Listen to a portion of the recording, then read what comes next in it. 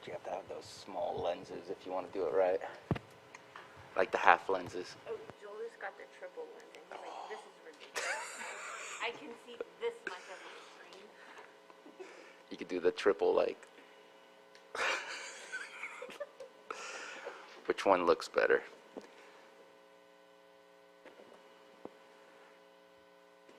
And I believe we're good to go. All right, it is 9 a.m., so let's begin. Today is September 28th, 2021. This is the regular meeting for the Board of Supervisors for the County of Lake. And we will begin with a moment of silence. Is there a moment of silence from anyone on the board? So I do know that we lost somebody in the area of Clear Lake. I've always known him as Frank. His last name, I believe, is Leonard. He was part of our South Shore Little League, definitely gave back to the community as often as he could, and is dearly missed by his friends and family, and unfortunately taken from us too soon. If we could please have a moment of silence.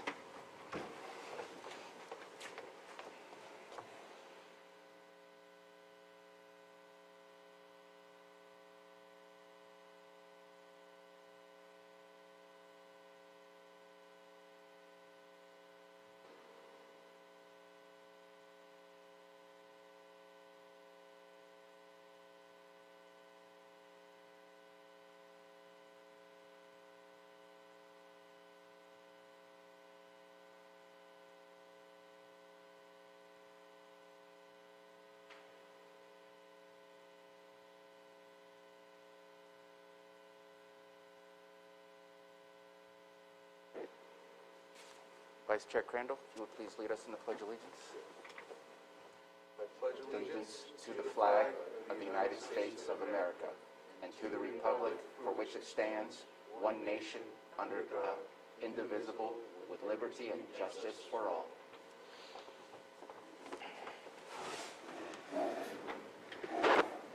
And as I listened to you, I reminded that I believe I called on you last week. I tried to go in a circle, and I failed to continue my circle this week. I apologize for that. Let's go ahead and move on. Do we have any extra items from board members or staff? I'm seeing the heads shaking. So let's go ahead and move on. We have the approval of the consent agenda. Are there any items that board members wish to pull from the agenda? And I will be pulling item 5.6 for clarification purposes. And that is the only item that I am pulling. Let's go ahead and go to the public. Hold on, I haven't pulled up my participant list. Anyone from the public wish to pull an item from the consent agenda? If you're in the Zoom room, please dial *9 if you're on the telephone, or click the button at the bottom of your screen to raise your hand. And seeing none, let's go ahead and come back to the board for action. Mr. Chair, I move to approve the consent agenda, items number 5.1 through 5.5, and then 5.7 through 5.11. Second. Motion from Supervisor Simon, second from Supervisor Pyska. Johanna, roll call, please. Okay, Supervisor Simon, Yes. Supervisor Crandall, Aye. Supervisor Scott, Aye. Supervisor Pyska, Yes. and Supervisor Sabatier. Aye. Thank you. And since it's 9:03 a.m., let's go ahead and quickly go over item 5.6, and I see that Director Metcalf is with us. Again, this one is approve amendment number 1 to the agreement between the County of Lake and Manzanita House for fiscal year 2021-22 in the amount of $185,150. If you look at the agreement, it's actually for $186,150. There was a typo, so I wanted to make sure. I spoke with our county council. We needed to just pull this to make sure that our motion set the correct amount. That is the only change that I wanted to make, and so this is quick and easy, unless Director Metcalf has something else to add. No, thank you, Mr. Chair. We should be good to go with that correction. Thank you very much. Any further questions or comments from the board? Let's go ahead and open it up for the public. Any comments from the public on this item? Item 5.6. And seeing none in the boardroom and in the Zoom room, let's go ahead and bring it back to the board for action. Mr. Chair, I move to approve amendment number 1 to the agreement between County of Lake and Manzanita House for fiscal year 2021-22 in the amount of $186,150. Second. We have a motion from Supervisor Scott and a second by Supervisor Crandall. Roll call, please. Okay, Supervisor Simon, Yes. Supervisor Crandall, Aye. Supervisor Scott, Aye. Supervisor Pyska, Yes. and Supervisor Sabatier. Aye. Thank you. Thank you, Director Metcalf. And let's go ahead and move on to our 6.1 item, 9:05 a.m. public input. This is for any public input not related to any of our agenda items. If it's on the agenda, please wait for that item to come up, or else if you want to raise your hand or come up to the microphone, you have 3 minutes. And let's go ahead and start in the boardroom.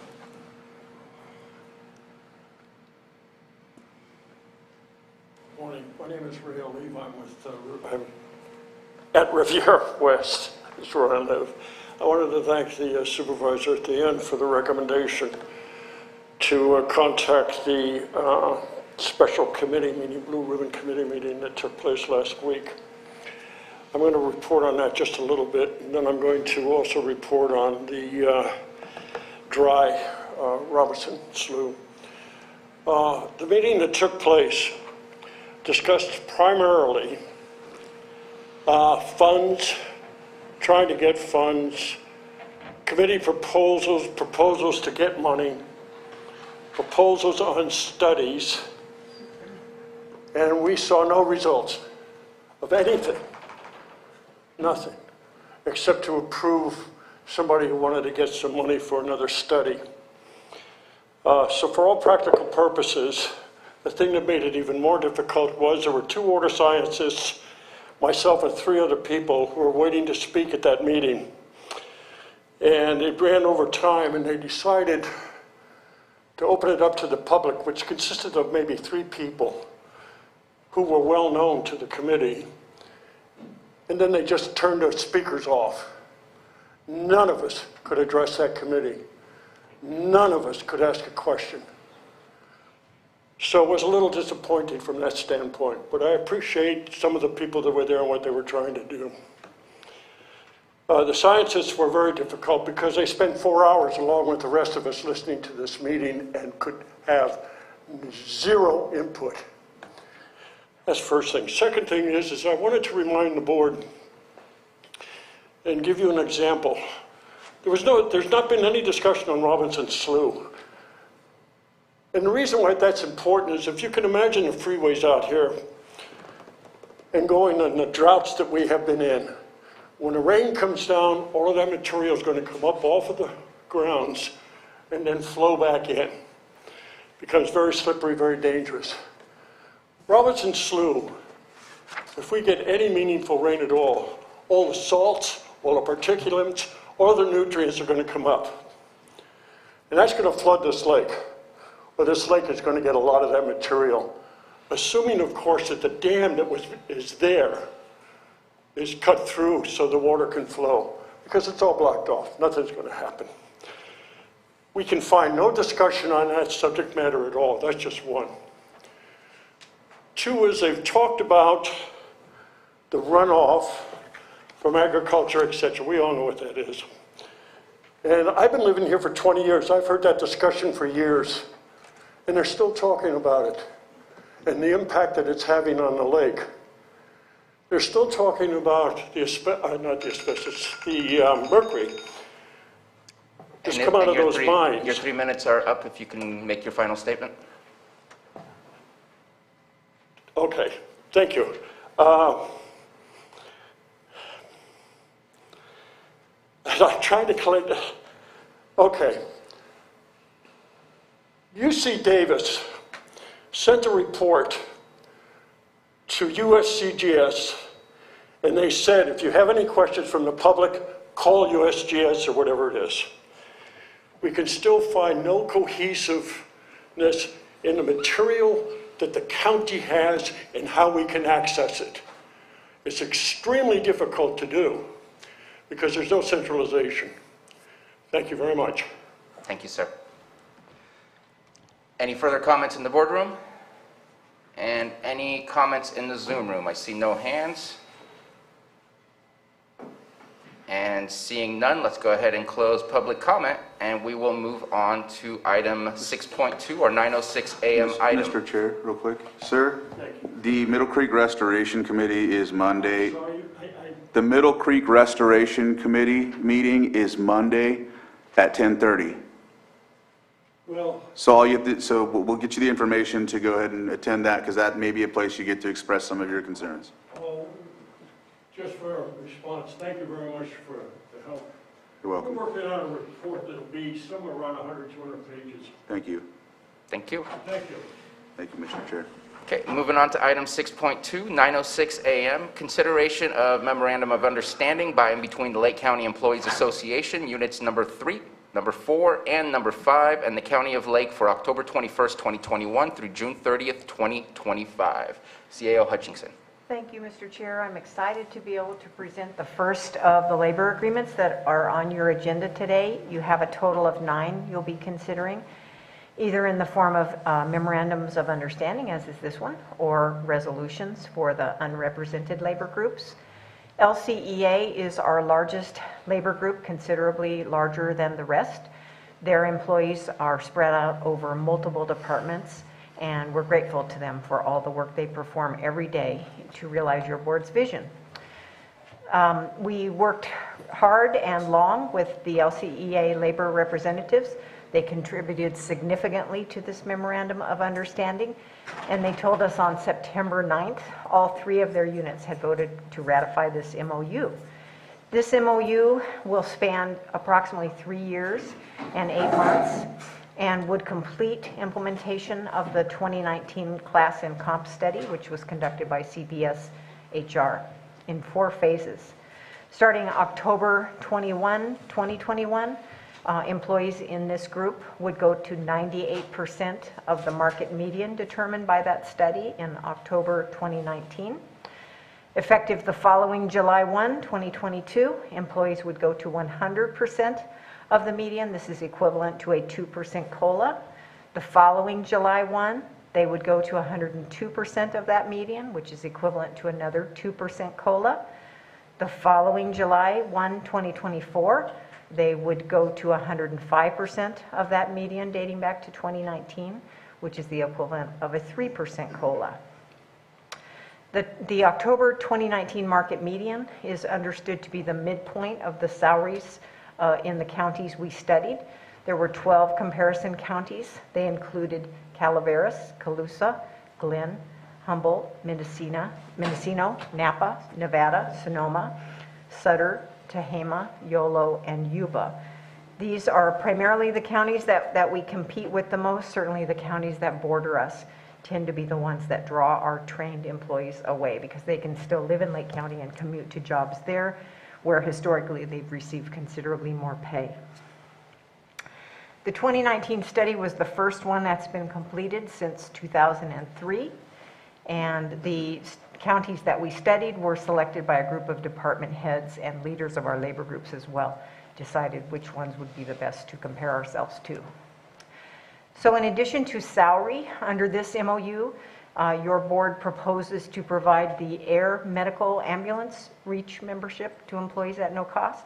Historically, employees have paid that cost if they wanted to participate, and it's recommended that we offer that benefit to employees. The cost of the premium alone for all employees is about the price of one air ambulance ride for one individual. And then we're also proposing to increase life insurance coverage, where it would be expanded to the amount of each employee's annual base salary, but not to exceed $100,000. That would go into effect July 1, and whereas the REACH membership would go into effect January 1. So a few other clarifying changes to this MOU. Salary step advancement is clarified in the event there is less than satisfactory performance. Clarification of salary upon promotion or reclassification. And then we updated language regarding longevity so that employees will retain longevity steps upon promotion.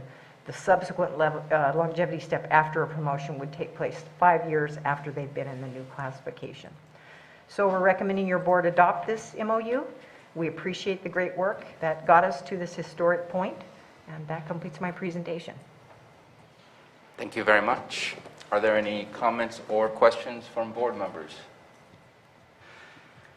So I do want to speak on this, and I'm just going to make a single statement, which pretty much covers the majority of the items that we're looking at on our timed items.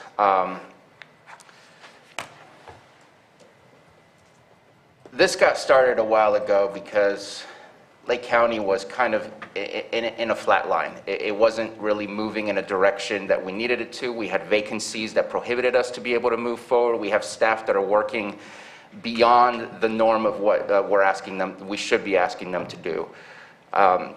We have experienced here as a board trying to hire new department heads. Our public health officer is a perfect example of that.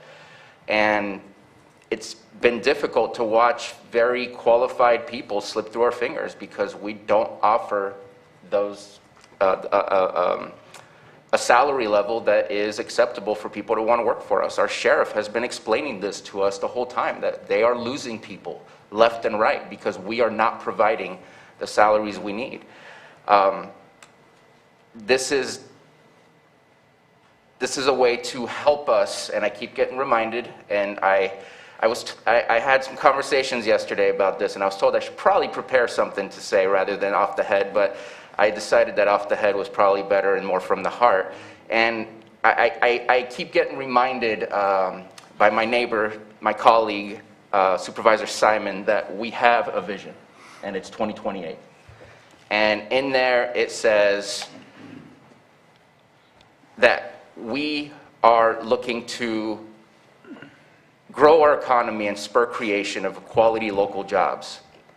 This helps to do so by filling in the vacant seats that are not able to get all the work done that we need to get done. That we want to improve our infrastructure. This is going to help to get those things done so we can file for more grants, so we can submit more projects and get more things done. We want to enhance our public safety. This is absolutely going to help. I know I spoke with John Drury, who's at the Sheriff's Department, who is right now doing recruiting, and this will absolutely help out to get people from the academy to us, or get laterals from other areas to come here. There's a lot of positives that comes to this. But I also want to be real that this does come with some heavy lifting on our end. As far as the Board of Supervisors, that we need to keep our eye on the ball, that economic development has to have the outcomes that we need to have. This is not a one-time sit down and walk away and be happy. That this creates more work for all of us to make sure that we stay focused and that we work hard so that the future doesn't just materialize out of nothing, it materializes because of the hard work that we continue to do. And I think that this is a huge step, one that I'm both nervous about and absolutely excited about all at the same time.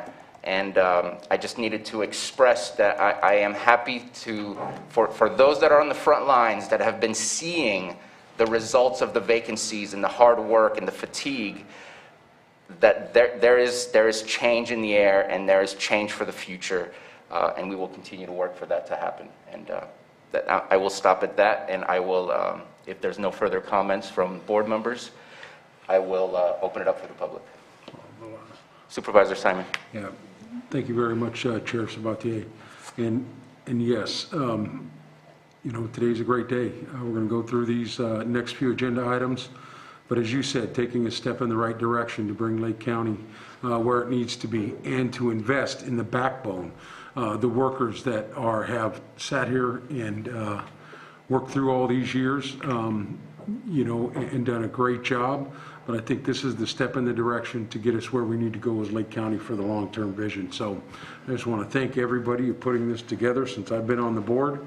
Myself, and I will say Supervisor Scott, as we came on, as Carol Hutchinson set up a training program for us to meet with all the directors when we came on as a board member. And one of the resounding themes was vacancy rates, rate of pay, and where we're going in the future and how we're going to get there. And this is a huge step towards that. And as you said, yes, it puts more work and responsibility on the board, but this board making this decision today is committed to keep it moving forward over the next decade and the next 7 generations as we look at it from a tribal nation standpoint here for the Lake County folks. And also to really ratify, which you guys have heard me say in my presentations, investing in the people that are doing the day-to-day work. We get to sit up here on camera and do everything and get our face on that, come up with different ideas, but the real workforce is our administration, all of our employees, our safety personnel, the sheriff's department, everything. They do the hard work to take care of our constituents. So hopefully this is a step in the right direction to let them know how much they are appreciated and we understand what they do for this county. So that's really what I have to say today. Thank you, Supervisor. If there's no further comments, let's go ahead and open it up for the public. And I see one hand up, Elizabeth Larson from Lake County News.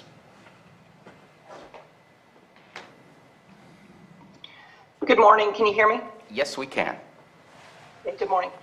I'm curious where the current salary levels for any of these agreements are listed. I don't find those in any of the paperwork. And I sent several questions to staff yesterday and they did answer them, but that wasn't one of them.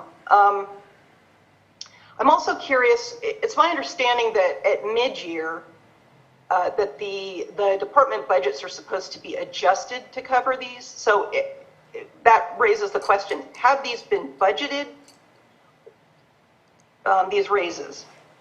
And is there a deadline for this study to be implemented? I'm also curious about whether or not these MOUs address the high insurance costs that have been a concern for employees in the past. I didn't quite get that in looking at them. I didn't see a difference. Just overall, you're speaking about history. I'm curious if this is the single largest series of raises the county has ever given. Last year, I believe you gave something out to it was about $5 million. This year, staff has told me that for 1 year, this will total $9.1 million. And I'm curious if that's going to be the same amount over every year of the MOUs. I'm also curious about whether any one-time funding is being used for any of these raises. And I'm curious about what the county vacancy rate is now and what you expect it to be after these raises are implemented. And as far as the future, I'm curious about what sort of economic analysis has accompanied the development of these documents. And Supervisor Sabatier mentioned economic development. When I asked staff yesterday about how to make sure that the county can support these, I was told that, well, the board supports economic development, and that was all I was told. So I'm curious about what do you do if that economic development does not come about the way you expect it to? And coming out of the pandemic, is it your analysis then that coming out of the pandemic, the county is stable enough financially? Actually, we're not even out of it. We're still probably in the middle of the pandemic. Can it support this level of long-term salary spending? And that's my questions for this MOU group. Thank you for your questions. I'm looking at CAO Hutchinson. Hopefully you were taking some notes because there were quite a few questions. There were. If you would like to... They're all really good questions, so I appreciate the opportunity to address them. Stephen and I will probably tag team, and if I miss any of them, perhaps we can go back to the requester to make sure we got them all. And your board may want to address the question about economic development and the work of your economic development task force and all of that. So to start with where salaries stand now, we absolutely can share that with Ms. Larson. If she would like to see those salary tables, we can send those to her. It's public information. So, you know, there are 800 different county employees, so I can't speak to that off the top of our heads, but we can actually absolutely send that to her following today's meeting. Stephen, will you address the question of, is it budgeted? Yes, thank you, Carol. It is currently not in the budget, and that's because the agreements were not approved by the board yet. Is the funding available? Yes, it is, in which case at mid-year budget, we will adjust every single one of our individual budget units to show the new revenue as well as expense. So it will be budgeted at mid-year. Stephen, will you go on to address the question of can we afford this in the pandemic? So in regards to that question, yes, we can. Actually, during the pandemic, just one funding source, for example, our sales tax, has come in over $1 million last year in fiscal year 2021, came in over $1 million higher than we ever have in the pandemic environment. There are many factors, potential reasoning for it. Do we expect it to continue at that same level? Not necessarily at the same level, but increased over prior years? Yes. All of that, and property tax has increased and will continue to increase year over year. So there are other extra funding sources available to help pay for this. And then the backstop, where if our ongoing revenues do not fully cover these expenses, that's where the cannabis tax would come in to cover the rest. And we do have enough for many years within that funding source. And Stephen, none of it is one-time funding, correct? We do not consider any of it one-time funding, no. So then, moving on to the question about insurance, I'm understanding the question to be, did we consider increasing the cost of the insurance benefit that the county presently provides? For this labor group that we're talking about right now, there's no change in insurance benefit. In fact, that's true of all the MOUs except, or all the agreements except one, and that is LCSMA, which we will discuss later, the Sheriff Management Group. Right before we went back to the bargaining table with the employee groups, we did another employee survey to delve into what is most important to employees. We had done one a couple years ago, and knowing that we were returning to the bargaining table, we felt that it was important to touch base with employees to see what they felt they needed most. A couple years ago, resoundingly, employees told us salary was the most important thing. That message came through loud and clear again very recently, and so our focus was on raising up salaries and not adjusting the health benefit at this time. The hope would be that by raising salaries, people have more money in their pocket for the cost of their healthcare needs, and then the other two health-related benefits were given that I described earlier. And so then I'll yield to you, Mr. Chair, if you want to touch on the question about economic development for the county. And I'll touch on a couple of the items. I know in my conversations, I went in depth into the funding for this and spoke with Stephen Carter again yesterday. The idea is to do our best to never have to touch our cannabis taxes. It's there as a backup just in case. Right now it looks like it's definitely within the realm of what we have. We also have some contingency funds that are set aside that have been left untouched for many years. And again, those are contingency funds, and cannabis tax comes after that. There was one other question before I go into economic development. She asked about a deadline. I'm not quite sure what the question was regarding, but I know this is through 2025. The labor agreements run through June 30th, 2025. There's no deadline for implementing the study per se, but the longer you wait on the study, the more stale the data becomes. And so the data is already approximately 2 years old. So there comes a point where the data doesn't mean much because other counties that we compared ourselves to have moved forward. Correct. And I know that in doing some analysis, because we used the median of all of the 14 local jurisdictions that we looked at, I was doing some comparisons to our neighboring communities. We're highly competitive, sometimes just below, sometimes above what our neighboring communities in Mendocino and Humboldt and Tehama are doing. And I looked at Tehama because it's a very comparable county as far as size and the amount of people, the wealth of the area, and so on and so forth. But when comparing it to Sonoma County, the numbers, they still have I won't say stark difference, less of a difference but we're not necessarily trying to match Sonoma County. That would be something that I don't believe that we would be trying to attain and wouldn't be attainable with the budget that we have. But it puts us in a better position. That's definitely for sure. And that's the thing that we're trying to do is retention, not losing the amount of people that we keep losing, and being able to also recruit where people are more likely to come here for the salaries that are there. As far as economic development, I think that we have been absolutely on an economic development kick. I think we need to maybe pivot and look at other things, but if you look just as an example through our cannabis taxes, the fact that we have an estimated $10 million coming in this year just from cannabis taxes is part of economic development that has been occurring in the last 2 to 3 years that creates employment and that creates secondary activities in our economy as well, not just the cannabis portion of it. There's definitely lots more conversations that are happening in different districts, and those conversations will continue to happen.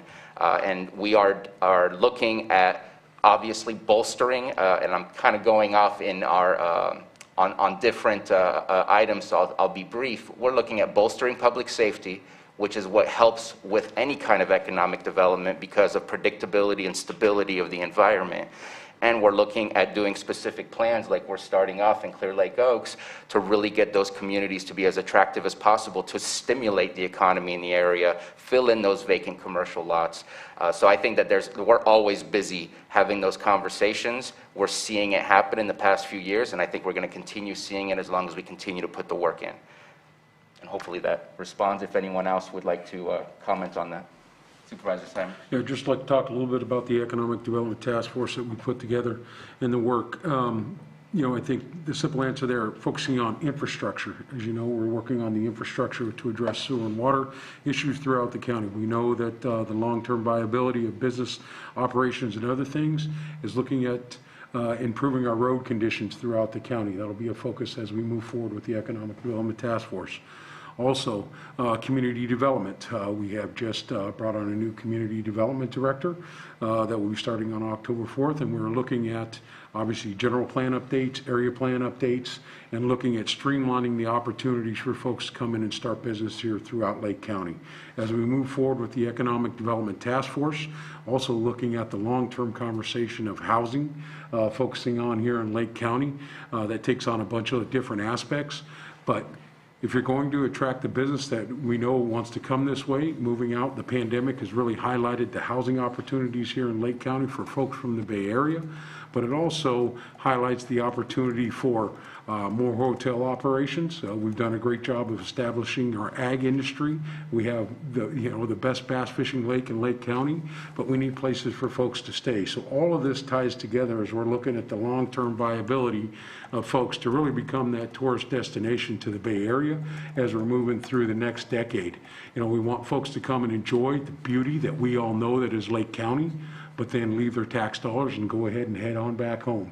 But that transition is happening right now. We have a lot of folks that are coming from the Bay Area. They understand the beauty and the affordability that is still available in Lake County. And I've said it before, we are the undeveloped gem that is just north of the Bay Area, and it's starting to happen. So the Economic Development Task Force, as we move forward, looking at stabilizing the county's infrastructure, the county's streamlining of projects and development is looking forward, but it will also, as we move over the next couple of years, develop into bringing in the business owners also to really talk about what can be developed here. It was already touched on in the cannabis industry. We've done a good job of establishing the cultivation part of the industry, but there are also, as you say, ancillary businesses. There will be other opportunities for folks to really grow that industry and also have storefronts and other opportunities that will continue to bring in those types of revenues. We are also looking at really rebranding ourselves. The TID that we put together has done a great job of marketing Lake County. I think we're spending the money in the right way, and I've said it from the beginning, telling our story. There are plenty of reports out there that put a negative light on Lake County, but I think we're really starting to tell that story, and economic development is something that I know this board is really working at, and will continue to do so. But we can only do that with the support of our staff and filling those vacancy rates. It will take a while to see where we're at. I don't think we haven't had the conversation of what we expect this to do, but we do expect those changes to be happening, and by mid-spring to understand the impact of the decisions that we're making today. So as Bruno said, Chair Sabate said, you know, there is work to be done, but this is going to open that door to get the work done. And once again, it'll go back to the workforce, the folks that are sitting in this room today and the ones listening on the Zoom meeting that do the hard work to serve the constituents of Lake County. And I know this is a step in the right direction. So that's just a conversation on economic development and where the county's going.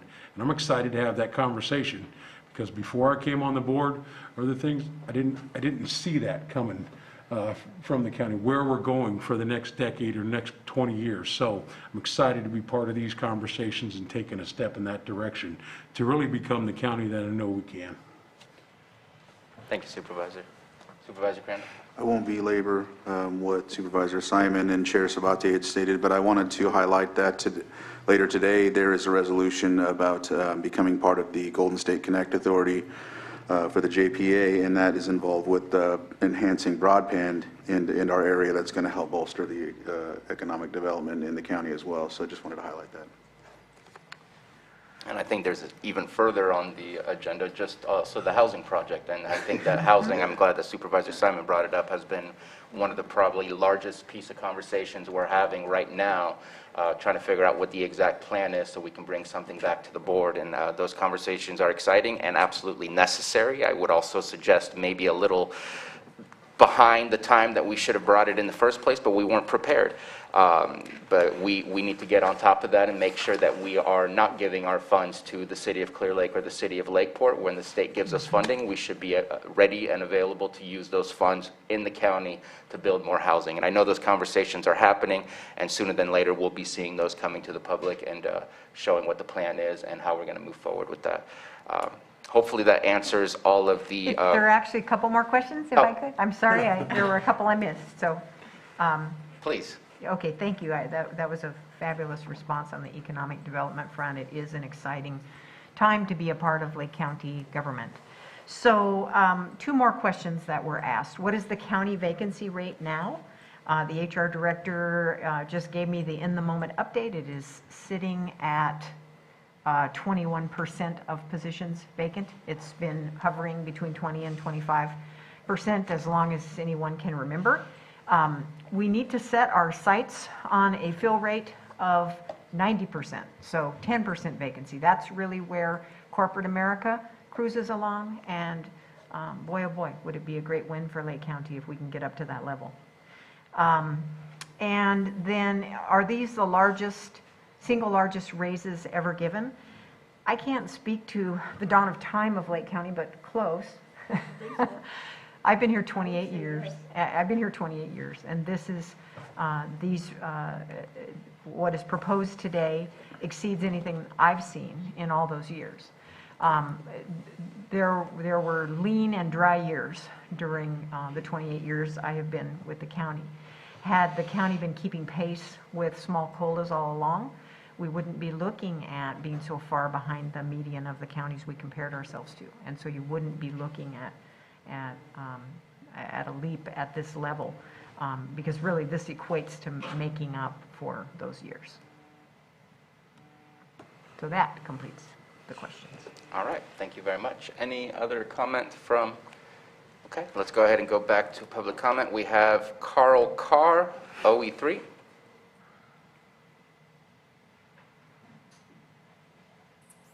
Good morning, can you hear me okay? Yes, we can. Okay, good morning. Thank you, Chair Sabatier, honorable members of the board.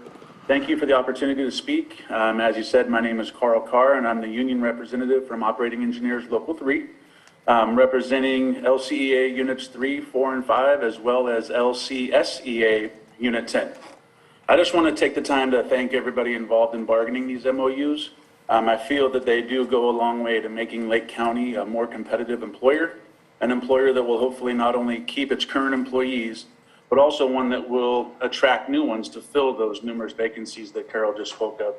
I believe that these MOUs are a step in the right direction, and I just wanted to come on today to speak to the interactions that we had and the willingness of the county to take the step forward to really develop and work towards making the county it needs to be to fill those vacancies. I love that goal of 90% fill rate. I think that would be awesome and wonderful to get there.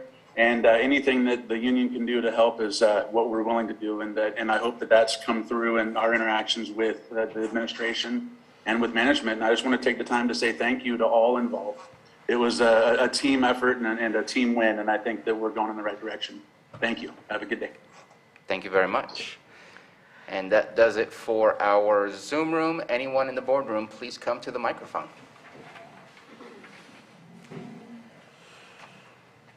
And please state your name, don't trip, and thank you. And you have 3 minutes. Joan Moss. I want to commend everybody who worked on this. I want to draw attention to something that might be painful, which is the grand jury report. The grand jury report goes into the person-to-person relationships that the supervisors and the administrators have with their employees. And the grand jury report recommends that there's more contact between And this is the employees. And this doesn't have anything to do with money. okay. So that's But it I want you does to stay on influence topic. whether people come or go or have a good attitude. And so I hope you read the grand jury report word for word. Thank you. Thank you. We have responded. Thank you. Next, please.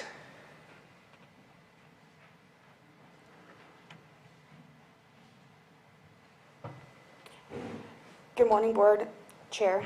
I am Elizabeth Arnold, the LCA Union President. I represent Unit 3, 4, and 5, which is the group of about 600 employees, which is one of the largest unions. This MOU that we are asking the Board to ratify is a combination of years of work on the negotiations. Your employees deserve this. They have worked hard through the years of attrition, constant wildfires, PSP events, and most recently the COVID-19 pandemic. This MOU was ratified unanimously by our units. County employees have been the training grounds for the other counties for so long, and passing this MOU contains that. So many employees have worked countless hours doing not just their jobs, but doing the jobs of vacant positions around them. The public has suffered because of that. They don't get the quality of work they are entitled to when county employees are spread so thin. This MOU gives us the ability to retain those dedicated employees and give us the opportunity to fill those vacant positions with qualified staff. I want to say thank you to the county administration and the Board of Supervisors for all their efforts and diligence in seeing this through. Thank you. Thank you very much for your comment. And seeing no further comment,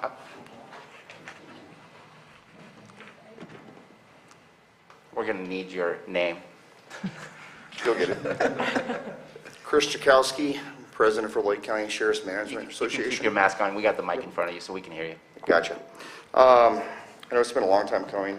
A lot of work's been put into this since 2019. A lot of countless hours.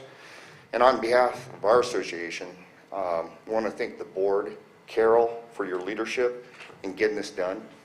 It's an extremely valuable contract. We think it's going to attract people to this position, but it's also a fair contract. And not only with our association, we want to thank you for the work that you put in with the other associations as well. So we think that's going to go a very, very long ways. So again, thank you very much. Thank you. And seeing no further comments, let's bring it back to the board, and Supervisor Scott has a comment. You know, you guys did it very eloquently, saying everything that needs to be said today. This is an exciting day. When I sat in this seat almost 5 years ago, I heard it loud and clear that we need to invest in our workforce. Our turnover rate was absolutely something we could not control. Our vacancy rate was way too high. We couldn't get the work done. We need to invest in our workforce. So it's exciting today that we are able to, hopefully, if this moves forward, which I think it will, be able to do what I promised that we would do with this work study. I know there was a lot of doubt that we would actually do the study and move forward and give the raises that are needed. So just a very exciting day today. Thank you. Supervisor Pyska. I just want to thank everybody that put in the long hours to do the research, to do the negotiations, to bring us the numbers. This is an exciting day. I'm so proud to be a part of this. I know this is a big step, and sometimes you can be a little nervous to take a big step, but this is very well calculated. I feel very comfortable with all of this, and I'm just so proud to be a part of this today. Thank you very much. And can't find my agenda. I think I'm looking for action right now on item 6.2. Mr. Chair, I move to adopt the MOU by and between the Lake County Employees Association Units number 3, 4, and 5 and the County of Lake for October 21st, 2021 through June 30th, 2025. Second. We have a motion from Supervisor Simon, a second by Supervisor Scott. Roll call, please. Okay, Supervisor Simon, Yes. Supervisor Crandall, Aye. Supervisor Scott, Aye. Supervisor Pyska, Yes. and Supervisor Sabatier. Aye. Thank you. Thank you. Moving on to item 6.3, our 9:07 a.m. item, consideration of memorandum of understanding by and between the Lake County Correctional Officers Association and the County of Lake for October 21st, 2021 through June 30th, 2025. CAO Hutchinson. Thank you, Mr. Chair. So there are many similarities in these MOUs, and I won't repeat things that you've already heard. I'll just kind of go over that quickly and distinguish the things that are different as we go through these MOUs. And the first thing I want to point out is that the MOU attached to your agenda required a correction to a provision that was discovered late yesterday afternoon. Provision 5.4.1, which is the uniform and equipment allowance, did not include reference to the deputy sheriff trainee position. We had to add that in, and we have since gathered new signatures on that MOU. We'll replace it before you sign it. This was something that had been added by side letter a few years ago when the sheriff began using that deputy sheriff trainee classification, and he has had a fair amount of success bringing in new employees in that way. And so we apologize for that error. We caught it late yesterday, and when you sign it, it will have that in there. So these are the correctional officers and the dispatchers primarily included in this group. A lot of hardworking folks that certainly do tough and stressful jobs. This labor group, their chief negotiator advised us on August 2nd that they had voted to ratify. The MOU spans the same time period in the one just approved for LCEA. It includes bringing the salaries for these employees up to the same levels based on the same study. It includes the 2 health benefits that I outlined as well, the Reach ambulance service and the increased life insurance benefit. A few other changes from the prior MOU. We standardized the language around the 5-step salary system. We clarified salary step advancement. This was the same for the prior MOU, and clarification of salary upon promotion or reclass, and then also the longevity language so that employees don't lose it upon promotion. For dispatchers in particular, there's an additional benefit here at the request of this unit, and that is a differential in the amount of plus 2.5% for dispatchers who have earned intermediate, advanced, and supervisory post certificates. And then also at the request of the unit, we included language that they proposed and the sheriff agreed to with a little bit of revising around seniority shift bidding for those that work in the jail. So we're recommending your board adopt this MOU as well. We appreciate all the people that worked very hard to bring us to this point. So I have a question for you. You said 5.2.3 is what the addition would be? 5.4.1. And so it would be a change of what's there currently? Yes, there's a job title that's not included in that list of job titles. It's got a couple of job titles there. It Okay. should also include deputy sheriff trainee. Okay, so in the second paragraph where it says, or in the first and second paragraph? Let me open that as well. I just want to make sure to be as descriptive as possible for us and the public if we're going to approve of an amendment. Okay, sorry, okay, so 5.4.1 is the provision that reads uniforms/equipment allowance, and it says eligible employees of the sheriff's department with the rank of correctional aide, deputy sheriff corrections 1, 2, and sergeants, and then it goes on to explain what they get. What you would add in there is deputy sheriff trainee to those. And then you would do the same thing in the second paragraph where it refers to newly hired correctional aides, deputy sheriff correction 1, 2, and sergeants, and then also add Trainee. trainee. Appreciate that. Thank you very much. Just do want to check with county council. Are we good to move forward with that amendment as, okay, perfect. Let's go ahead and open it up for any comments. Okay, and if I'm not mistaken, just to get a brief history, last year we did or we did not approve of a MOU when we did the change? We did not. This That's what was I one thought. of the two groups that did not agree to a new MOU in 2020.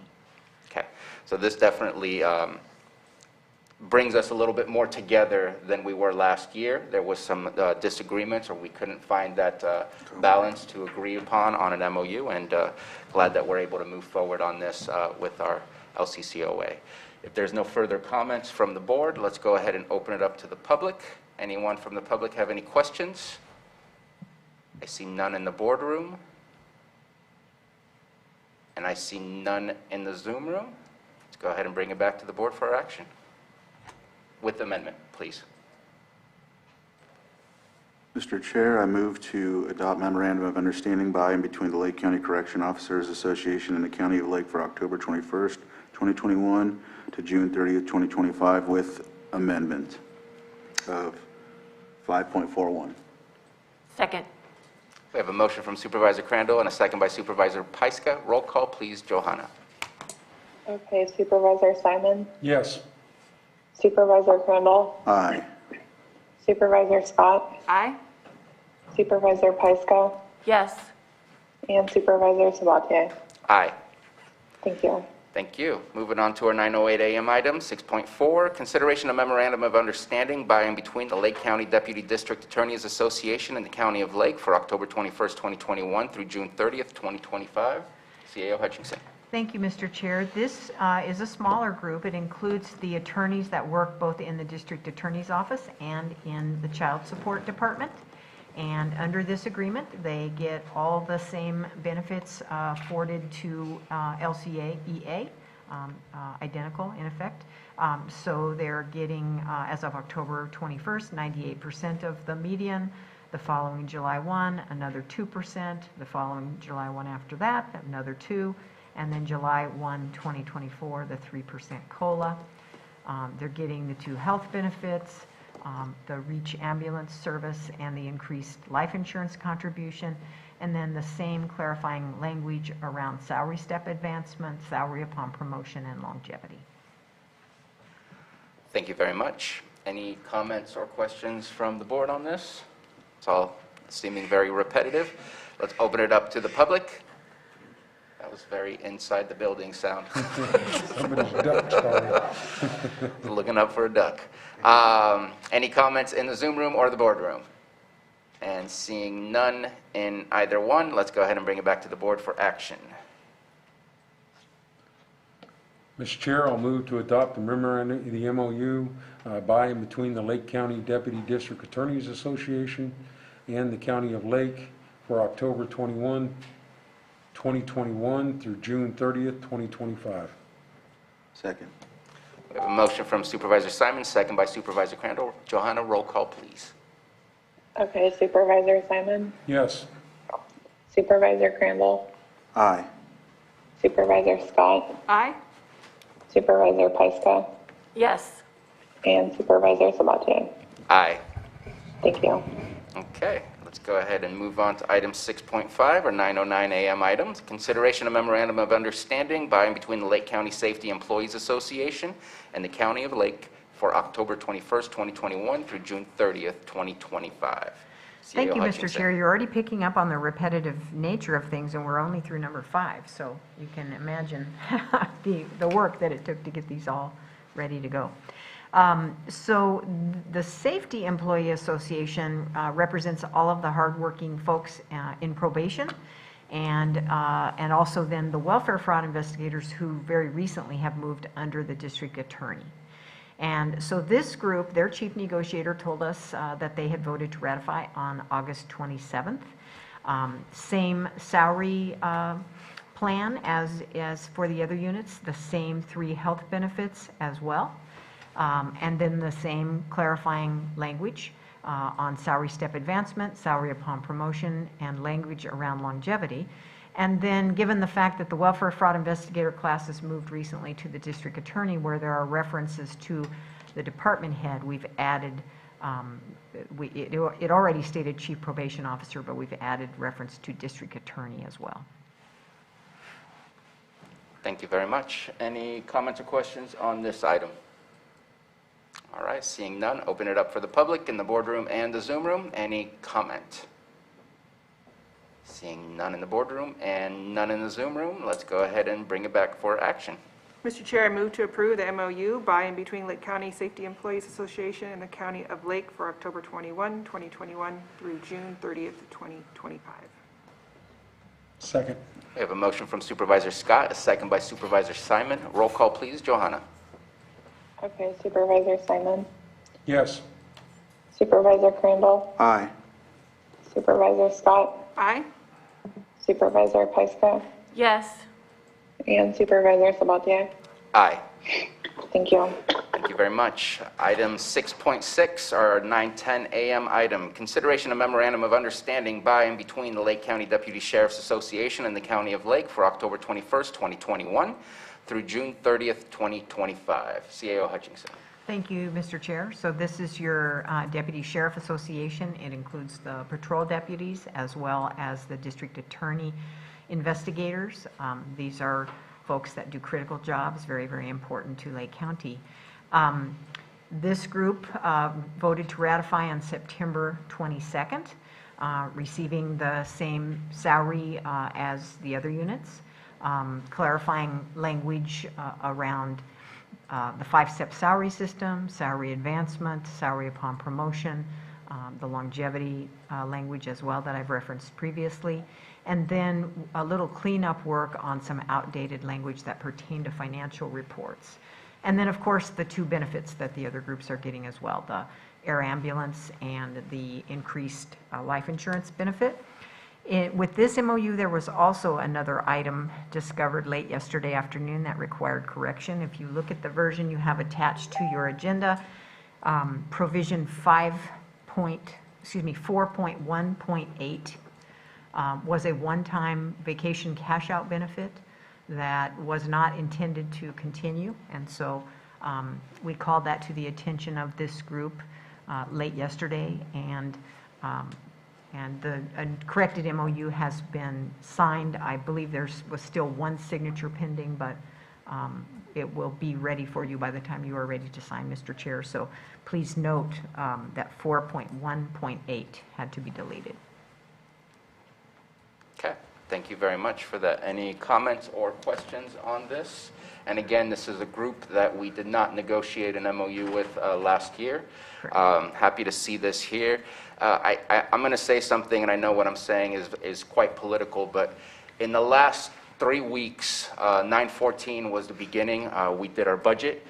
We allocated 7 new positions to our sheriff's department, and here we are finalizing an MOU with their new salaries.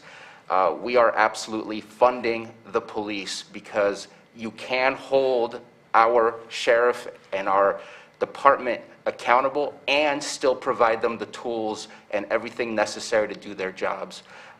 This is not a binary conversation. you can do both. And I believe that that's what this board is doing today. So happy that we are doing this and looking forward to the vote. But first, let's go ahead and open it up for the public. I know that we do have a couple of hands up, and let's start with Gary Frace.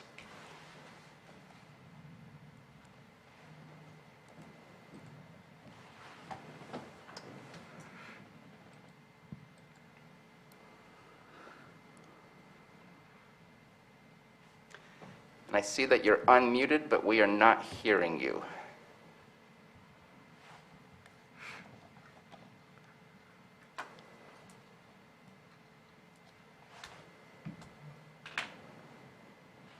Let's try that again. Is that better? There we go. Okay. So my name is Gary Frace. I'm the president of the Lake County Deputy Sheriff's Association. First off, I would like to thank the board as a whole.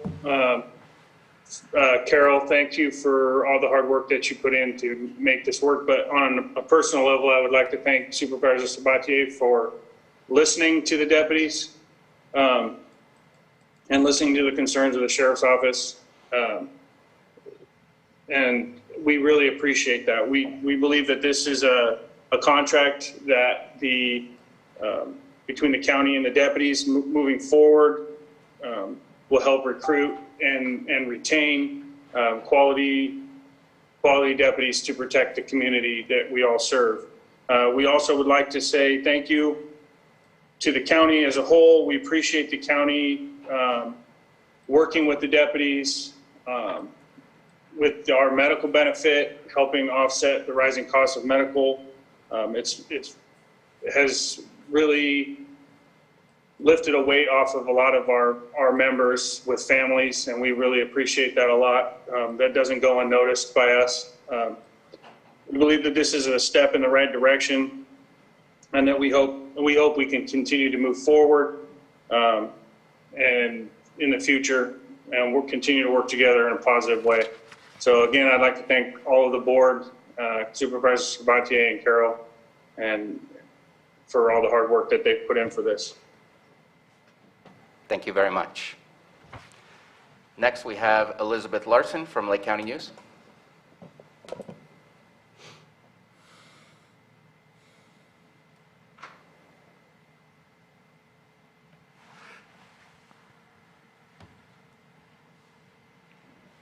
And I see that you're unmuted, but we can't hear you right now.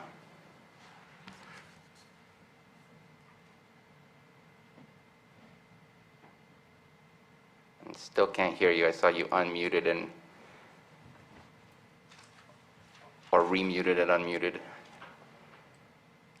At this moment, we still can't hear you. If it's possible to submit your question or try calling in through the phone number available to join Zoom.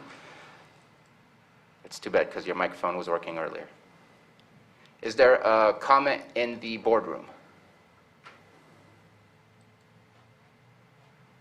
Okay. So I have Elizabeth Larson saying that she will go ahead and call in. And since we kind of covered multiple agenda items, I will let her just have that question if we go ahead and move on. But we are going to move on since there's no more public comment at this moment in time, or at least can't provide the comment at this moment. So let's go ahead and bring it back to the board for action. Mr. Chair, I move to adopt memorandum of understanding by and between the Lake County Deputy Sheriff's Association and the County of Lake for October 21st, 2021 through June 30th, 2025, with amendment of deletion of 4.1.8. Second. Thank you very much for remembering the amendment. I have a motion from Supervisor Crandall and a second from Supervisor Scott. Roll call, please, Johanna. Okay. Supervisor Simon? Yes. Supervisor Crandall? Yes. Supervisor Scott? Aye. Supervisor Pyska? Yes. And Supervisor Sabatier? Aye. Thank you. And before we close this item, just checking in, is there did Elizabeth Larson call in? That way we can do it now while we're still somewhat on the item. So, Mr. Chair, I can confirm no new phone numbers have dialed in since Elizabeth indicated she would be calling in, although we do have a new phone number now, so that may be her. Let's go ahead and try that one. and just so it can match with the item that what we're discussing.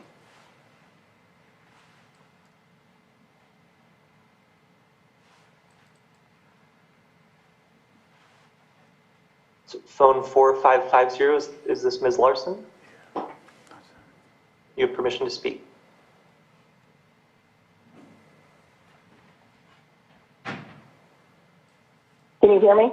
Yes, we can hear you. Okay. So on the DSA MOU, so last year, as I recall, the DSA, there's been a proposed MOU, and the DSA had rejected it. And I'm curious about what the difference is, if you can speak to what the differences are between that document and the document you're approving today with the DSA. And I'm also curious about, since they worked without an MOU like the correctional officers did, I'm curious about, do you have to sign, letters that kind of get you through the year? What do you do when you don't have an MOU that's active? I'm also curious, Sergeant Frakes mentioned the health benefits. I wanted to know if those are made permanent, the health benefits that the board had offered the deputies. And I'm also curious if you have the vacancy rate for the deputies at this time. Thank you for your questions. I do want to answer some of those. I know that the 80-20 that was done as a side letter last year is still a part of this. As far as is it permanent, MOUs are negotiated. 2025 will be most likely the next time that they are negotiated. And not to say that everything is on the table at that time, but if the negotiations change that's possible. That will be up to the board that's there and the negotiating team that is part of that team to see which direction that everybody wishes to go. And I will ask CAO Hutchinson to respond to the difference compared to the MOU last year that was offered and this one. Well, the caller can go back and look at those MOUs. They are, what was proposed. They are online. I don't have the date off the top of my head, but I believe it was October 20th, 2020. They are attached to the agenda. But speaking from memory, generally, what the board was able to do the first time around was for non-management staff was implement the salary study at 85% of median. And as you recall, the employees in this group, LCDSA, were already paid above that median. And so for that reason, the terms of the agreement were not satisfactory to them, generally. Correct. And just to be more transparent, because of the comment that was just made, yes, right now everybody is seeing the same general increase towards a 98% to begin with. At this point, when it comes to actual pay, there will be a less of a percentage for those that were being Y-rated, which is the term that we were using before, which is that they were already above the median of what was proposed last time. And eventually those people will get out of their Y rating, which 98%, the majority do, and then once we do the next following years, They all do at 98%. They all do in the following years. No further Y rating. This group was not Y rated last year because they didn't agree to the agreement. So, yes. So that's pretty much it. I'm trying to think if there was another question that I might have missed. Oh, the vacancy rate for the Yes. sheriff. Thank you. I don't know if Chris knows. So, not too long ago, we had to pull some of our special assignments back, and that created some issues with the vacancies. When we put the special assignments back into their positions, it's going to open up 3 to 4 vacant positions. And I believe last time I looked, we were down 2 to 3 deputies. So when we put people back in their assignments, we're going to be down about 6 to 7 deputies, I believe. So that's where we're at.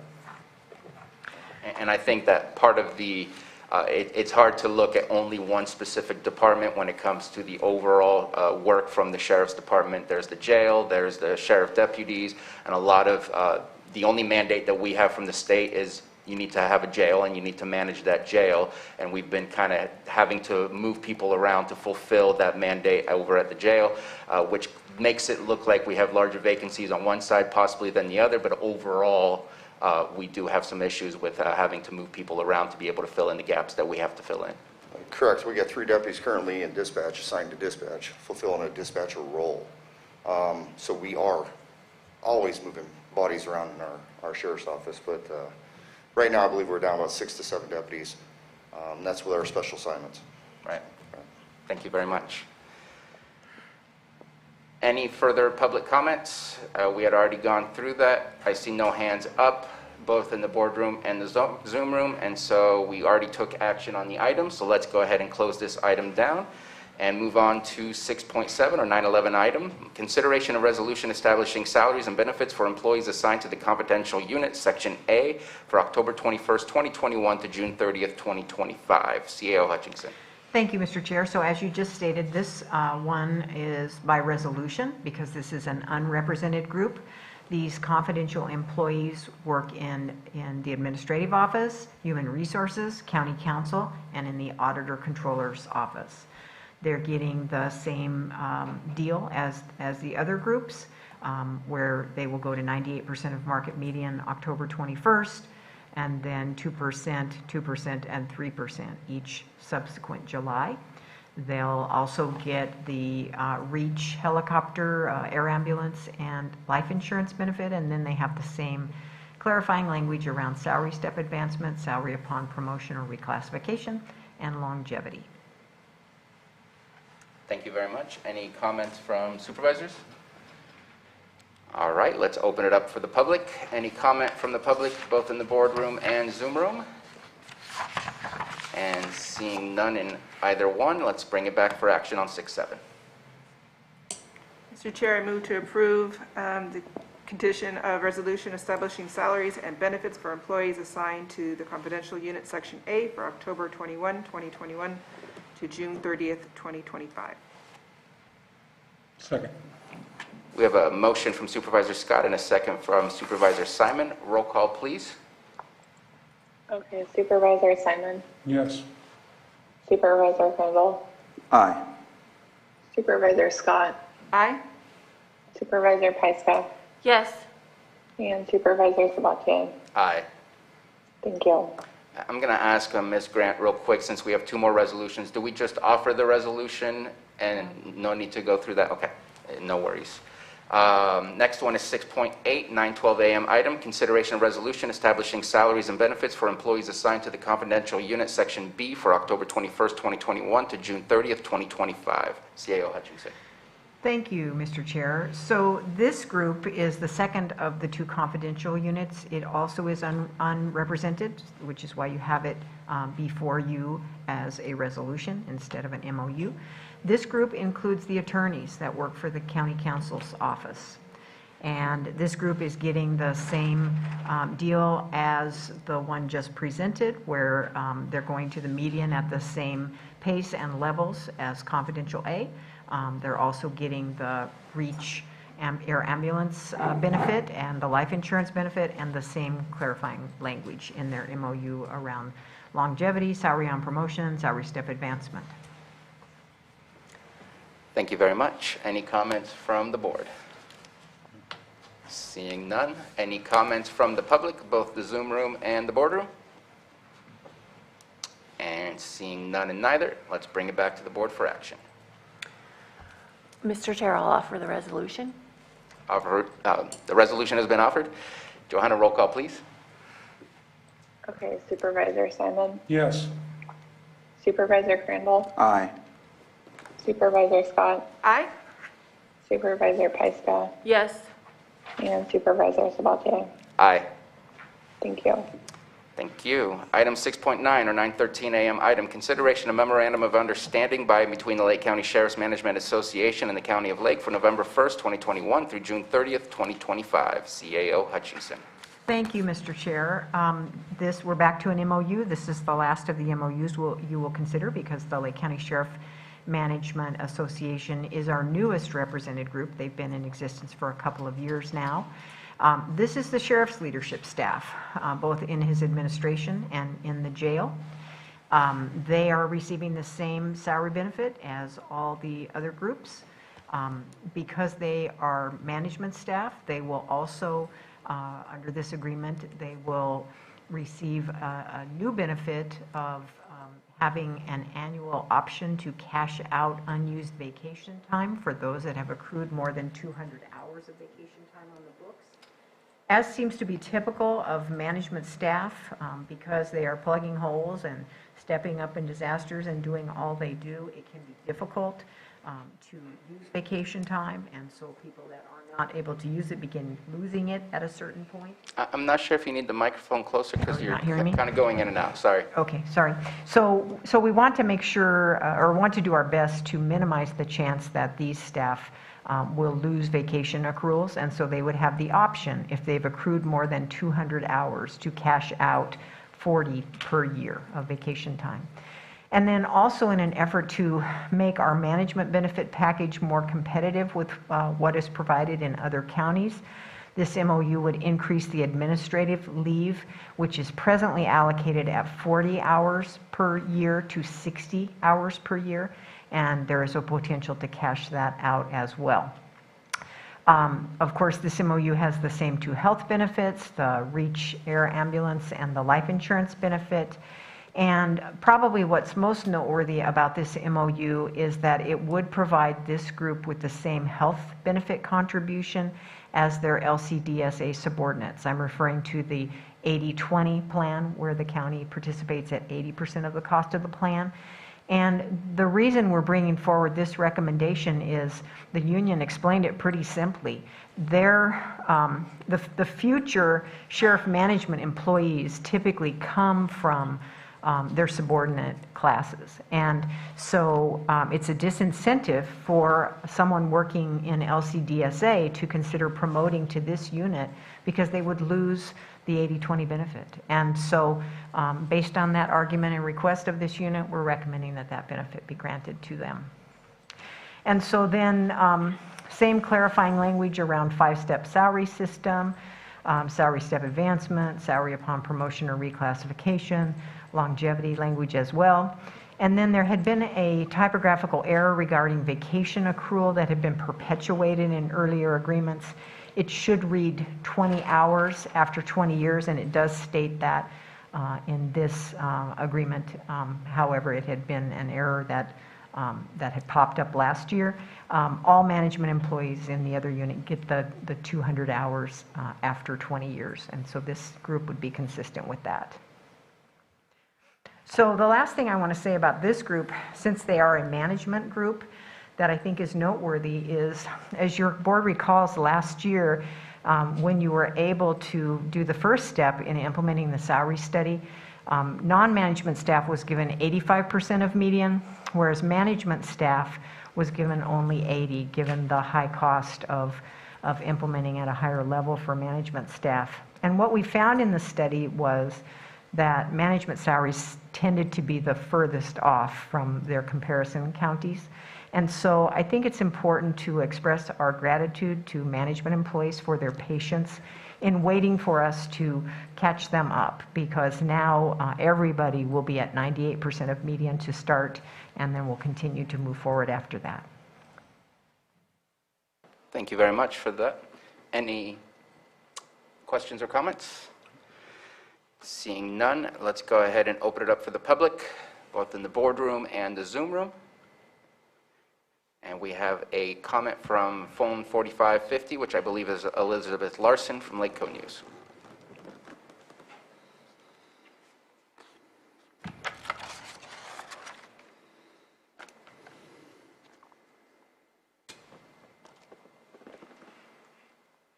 Ms. Larson, please hit *6 to unmute.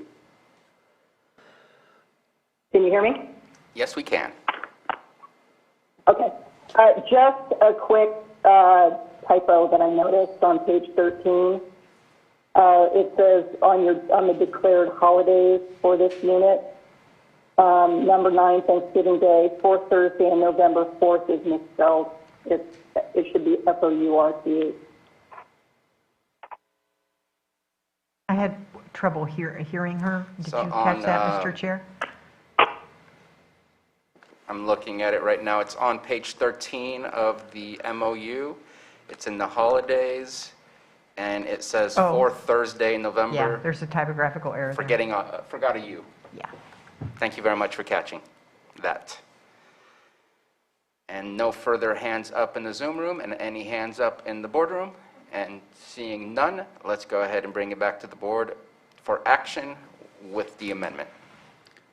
Mr. Chair, I move to adopt memorandum of understanding by and between the Lake County Sheriff's Management Association and the County of Lake for November 1st, 2021 through June 30th, 2025, with amendments and corrections. Second. We have a motion from Supervisor. No, right. I was like, We have a motion from Supervisor Crandall and a second by Supervisor Pyska. Roll call, please, Johanna. Okay, Supervisor Simon, Yes.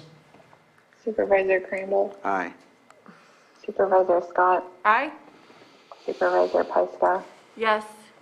and Supervisor Sabatier. Aye. Thank you. And this is our last one here, consideration, or 6.10, or 9:14 a.m. item, consideration of resolution establishing salaries and benefits for management employees for the period from November 1st, 2021 to June 30th, 2025. CAO Hutchinson. Thank you, Mr. Chair. So this is the management resolution. It is your board's primary leadership staff. It includes department heads, it includes elected officials, it includes yourself, and then it includes the management employees that support all of those efforts as well. Again, I want to note that this particular group waited longer than the rest, as did LCSMA in my earlier comments, because last year when we implemented, this group was put at 80%. So these are the people we rely on to lead and direct the work of our departments, and so we're especially grateful to them for their patience and understanding as we reach this point.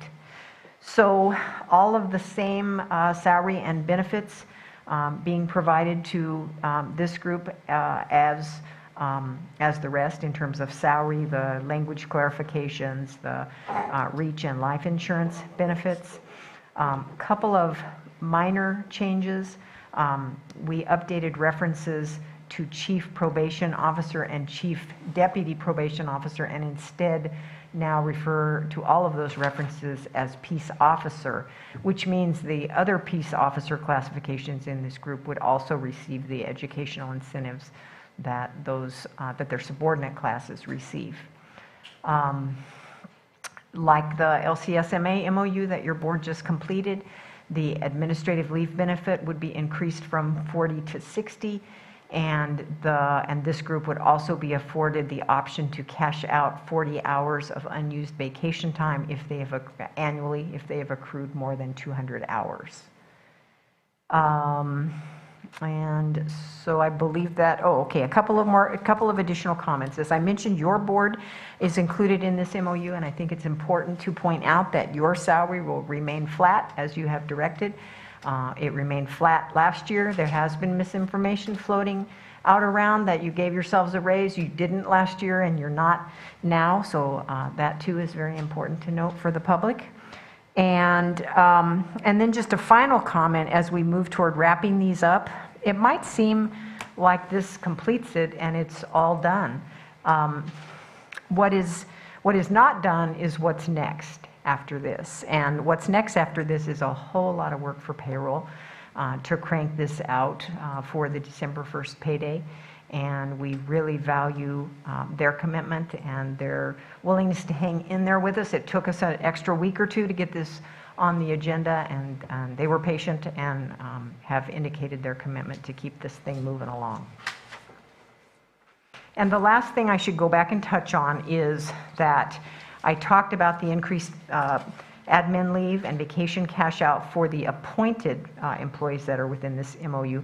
For the elected folks that are here, they don't ordinarily earn those types of benefits. They earn a percentage of gross salary that is paid out to them, and so their percentage of gross salary has been increased to offset, to compare to those benefits that the appointed employees in this unit will get.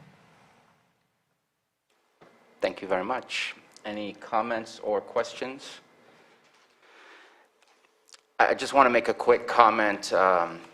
in last year's comparison to all other units that we discussed, and it was discussed by CAO Hutchinson just earlier that our management had taken 80% instead of 85%. And I appreciate that because while work needs to be managed and overlooked and looking at the big picture at all times, it's the front lines that really get the work done as well. It takes both. And sometimes leadership needs to make that sacrifice in order for us to be able to climb forward, and that was an appreciated sacrifice that was made last year so that we could afford to do the things that we were doing in order to move us forward. And this year we are capable of moving everyone forward up at the same level. And as a board, I am still very proud. I said this during our budget, that we are making the sacrifice, that this is not about us. This is about what comes out of this for the betterment of our communities and the better treatment of our staff to feel good about coming to work, to feel proud to come to work, and to be motivated to continue to do the great work that we do for our communities. So thank you to our board for that. And with that, if there's no further comments or questions, I'm going to open it up for the public. And we have a question or comment from Elizabeth Larson, phone 4550.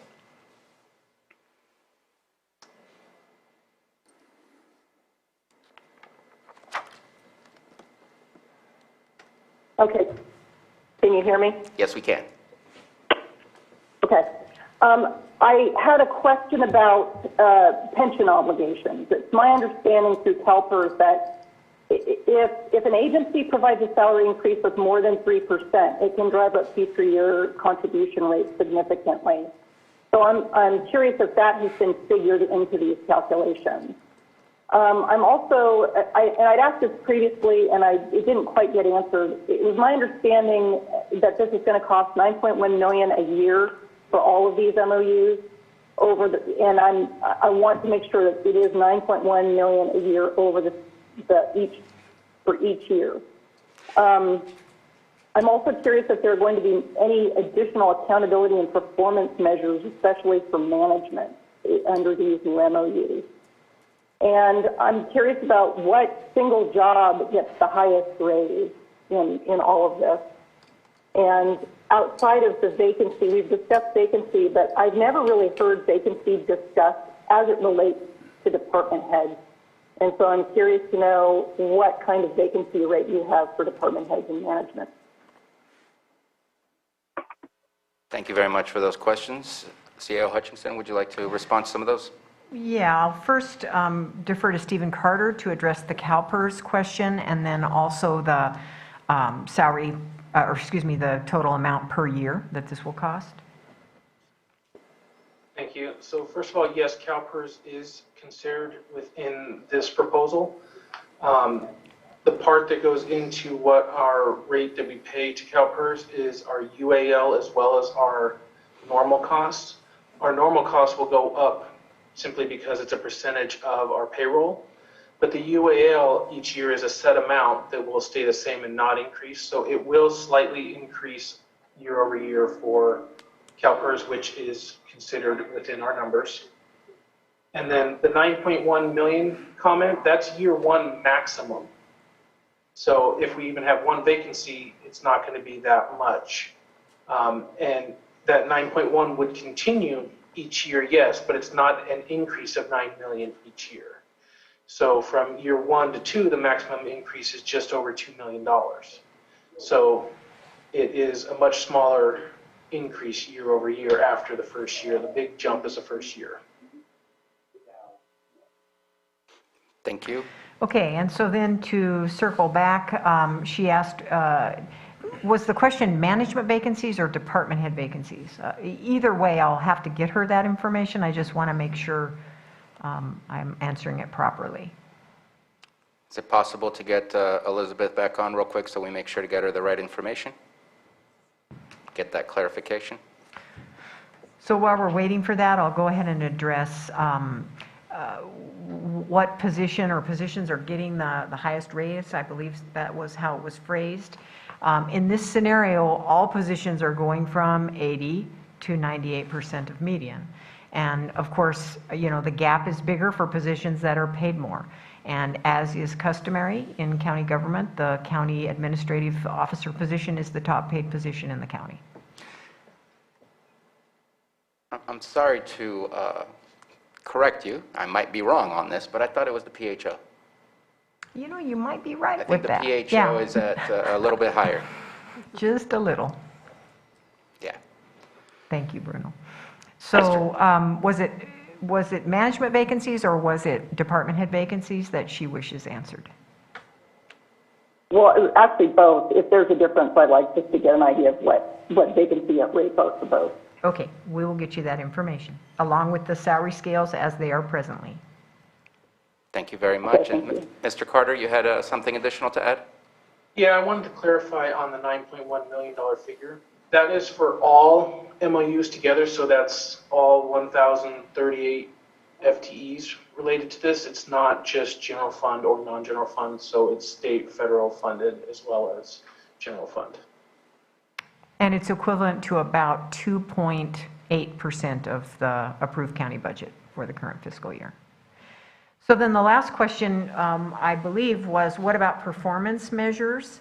And Mr. Chair, I'm going to defer to you.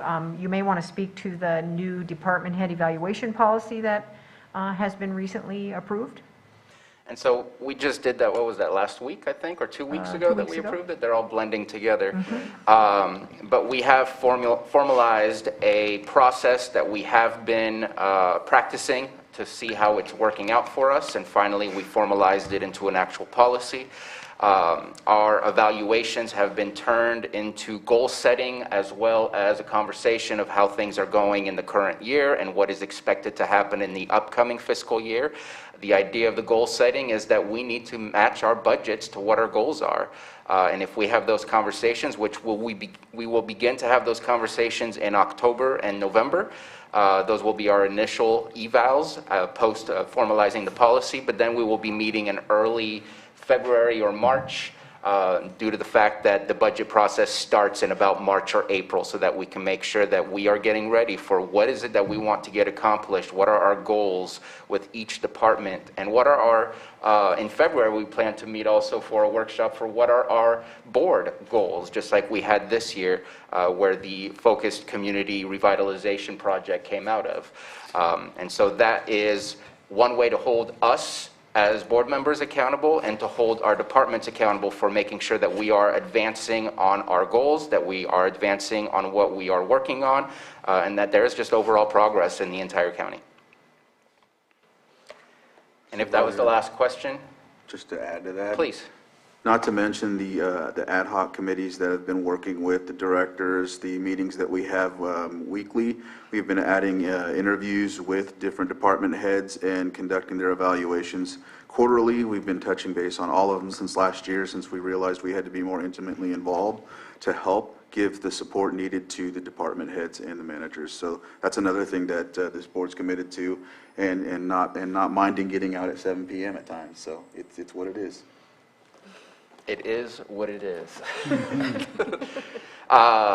And I agree that there have been some committees. I don't know that there's committees for every department, but definitely committees for some departments that have been vocalized here in public, that those committees have been formed.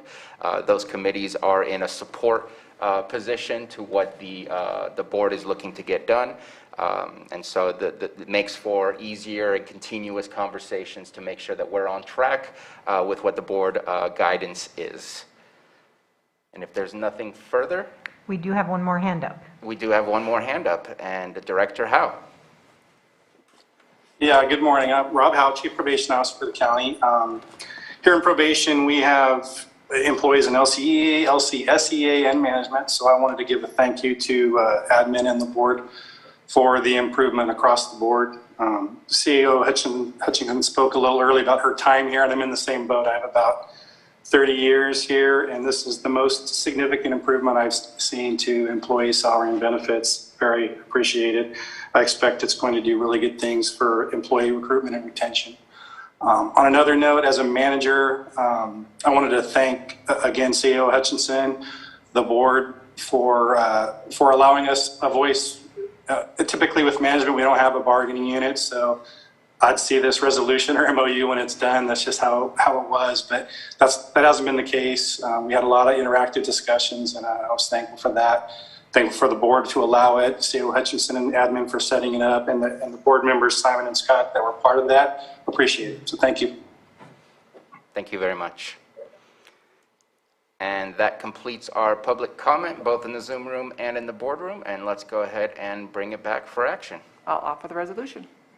The resolution has been As offered. amended? Wasn't there a typo? No, not on this one. I think that we made changes to the one that is proposed here, but no typo from what is proposed here. Just checking for making sure that's correct. No typo. Okay. And so resolution has been offered. Joanna, roll call. Okay, Supervisor Simon? Yes. Supervisor Crandall? Aye. Supervisor Scott? Aye. Supervisor Pyska? Yes. And Supervisor Sabatier? Aye. Thank you. I know this is the last thing, but that was a pretty historic day, man. I want to say, good job.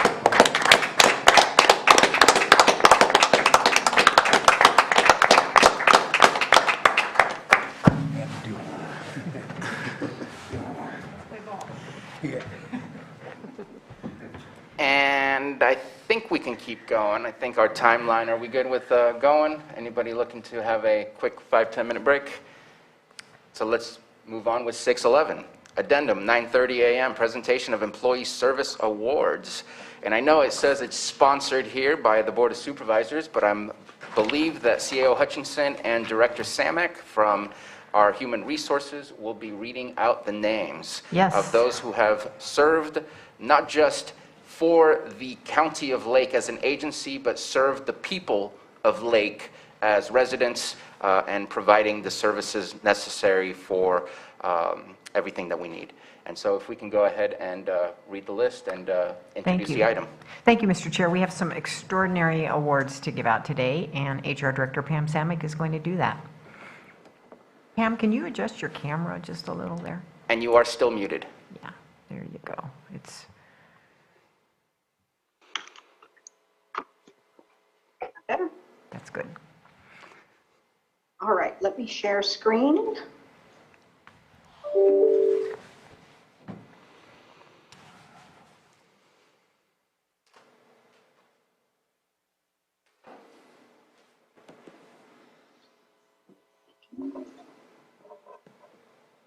We want to start with the employees who have 5 years of service. Robert Chalmers, Kelly Kosman, Dana Hooners, Jason Cox, Anthony Valdez, Michael Lemon, Tabitha Chant, Michelle Lampkin, Chelsea Perez, Lori La Laguna, Gina Griffin, Christopher Ringer, Stacy Schofield, Dale Carnathan, Joseph Lyons, Tamara Mitchell, Nathaniel Newton, Maria Allen, Kelly Hayward, Anastia Labaran, Josephine Musting, Kathleen Noble, Frederick Pena, Carrie Sheenan, Gordon Short, Nicole Strafe, Shawnee Valencia. Next, we'd like to honor the employees with 10 years of service. Patricia Winger, Jerry Driver, Jared McCullough, David Albels, Joe Barrio, Renee Kahn, Philip Spooner, and Leanne Kyler. Next, we'd like to honor those with 15 years of service. Billy Kirkendall, David Bingham, Gordon Hatchett, Peter Jordan, Tiffany Pitkins, Jose Salazar, Nicole Moreland, Janet Boss, Walter White, Michelle Dobie, Christina Lloyd, Matthew Lucas, Nancy Mitchell. Next, we'd like to honor those employees with 20 years of service. Marilyn Higgins, Timothy Cochleaser, Tina Rubin, Julie Steiner, Charlene Ellis, Michael Carmichael, Richard Ward. Next, we'd like to honor those with 25 years of service. Richard Hemcliffe. Next, 30 years of service. Gail Woodworth. And last, we'd like to honor one employee with 40 years of service, Kathy Saderlin. Thank you very much.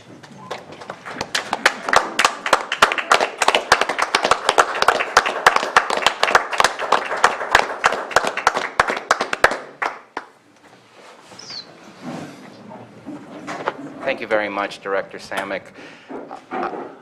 Amazing the amount of people that have dedicated their life, their time, their efforts, their sweat, blood, and tears to making this county a better place. I can't believe that we are celebrating somebody's 30th and 40th years of service. That is more than dedication. That is absolutely giving a part of yourself to the people you serve. Couldn't be more proud of the people on the list here today, and also absolutely perfect to coexist on the same agenda as we are trying to increase the salaries and contributions to say you deserve to have these things, because everyone is working as hard as they can to make this place a better place, and really appreciate the list. Congratulations to everyone. Thank you to everyone. It's a proud moment. Thank you. Any further comments? And let's go ahead and open it up for the public, please.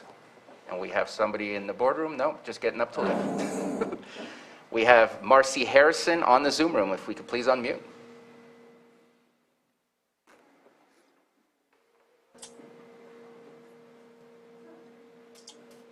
Can you guys hear me? Yes, we can. I just wanted to briefly congratulate Kathy on her 40 years of service. This is a great accomplishment, and I feel I can speak for many when I say we were very lucky to have her serving as our auditor controller. She's admired for her strong work ethic and integrity, as well as her dedication to the management of our county finances. I've had the pleasure of working with Kathy for almost 17 years. And I'm very thankful for her mentorship and leadership. Again, thank you, Kathy, for all that you do. Thank you very much for those words. Anything further from the public? And if not, bringing it back to the board, any final comments before we move on? And thank you for putting this list together. And again, thank you to all of the employees on the list today. Your dedication is not unnoticed. And with that, I think we're going to take a 10-minute break. So let's go ahead and come back at 10:53 a.m.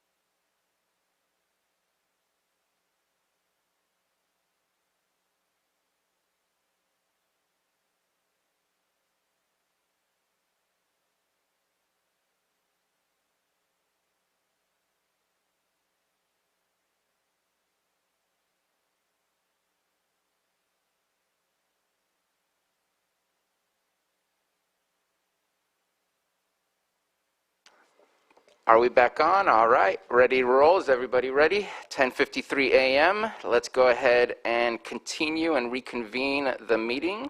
We are going to go to item 6.12, or 10:15 a.m. item, sitting as the Lake County Housing Commission, Board of Housing Commissioners. A, consideration of Rural Communities Housing Development Corporation request to divest security and previous development interest in real property. And B, consideration of agreement to develop affordable housing at 6853 Collier Avenue in Nice. CAO Hutchinson. Thank you, Mr. Chair. I have the honor of welcoming Susan Parker back. Your mic, please. I have the honor of welcoming Susan Parker back. This has been her project, and she's going to introduce it today. And then we'll also welcome Ryan LaRue from RCHDC. Good morning, Board. As you may recall, in 2012, the state of California dissolved all redevelopment authorities.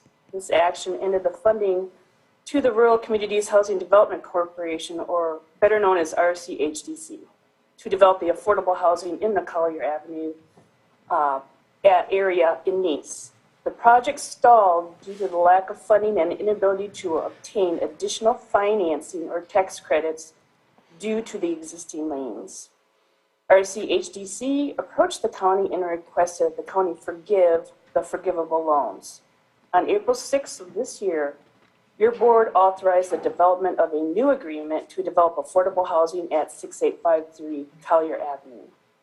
This effort also included developing the assorted legal instruments needed to divest the county's security interests and pre-existing restrictions.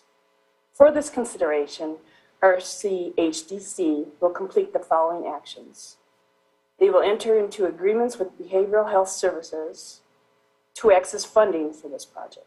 They will secure and utilize low-income housing tax credits or other applicable funding sources to construct, manage, and fund the long-term maintenance of this project.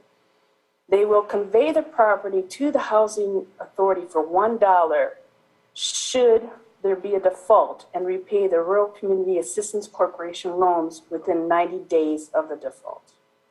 And lastly, once funding has been secured and construction completed, they will receive a certificate of occupancy within 5 days of securing all funding. So I'm available to answer any questions, and so is the Executive Director, Ryan LaRue. Thank you. Thank you very much. Are there any comments or questions on this item? I know that it's a long-term item that looks like it's culminating to a finale as far as cleaning things up and getting ready to reboot.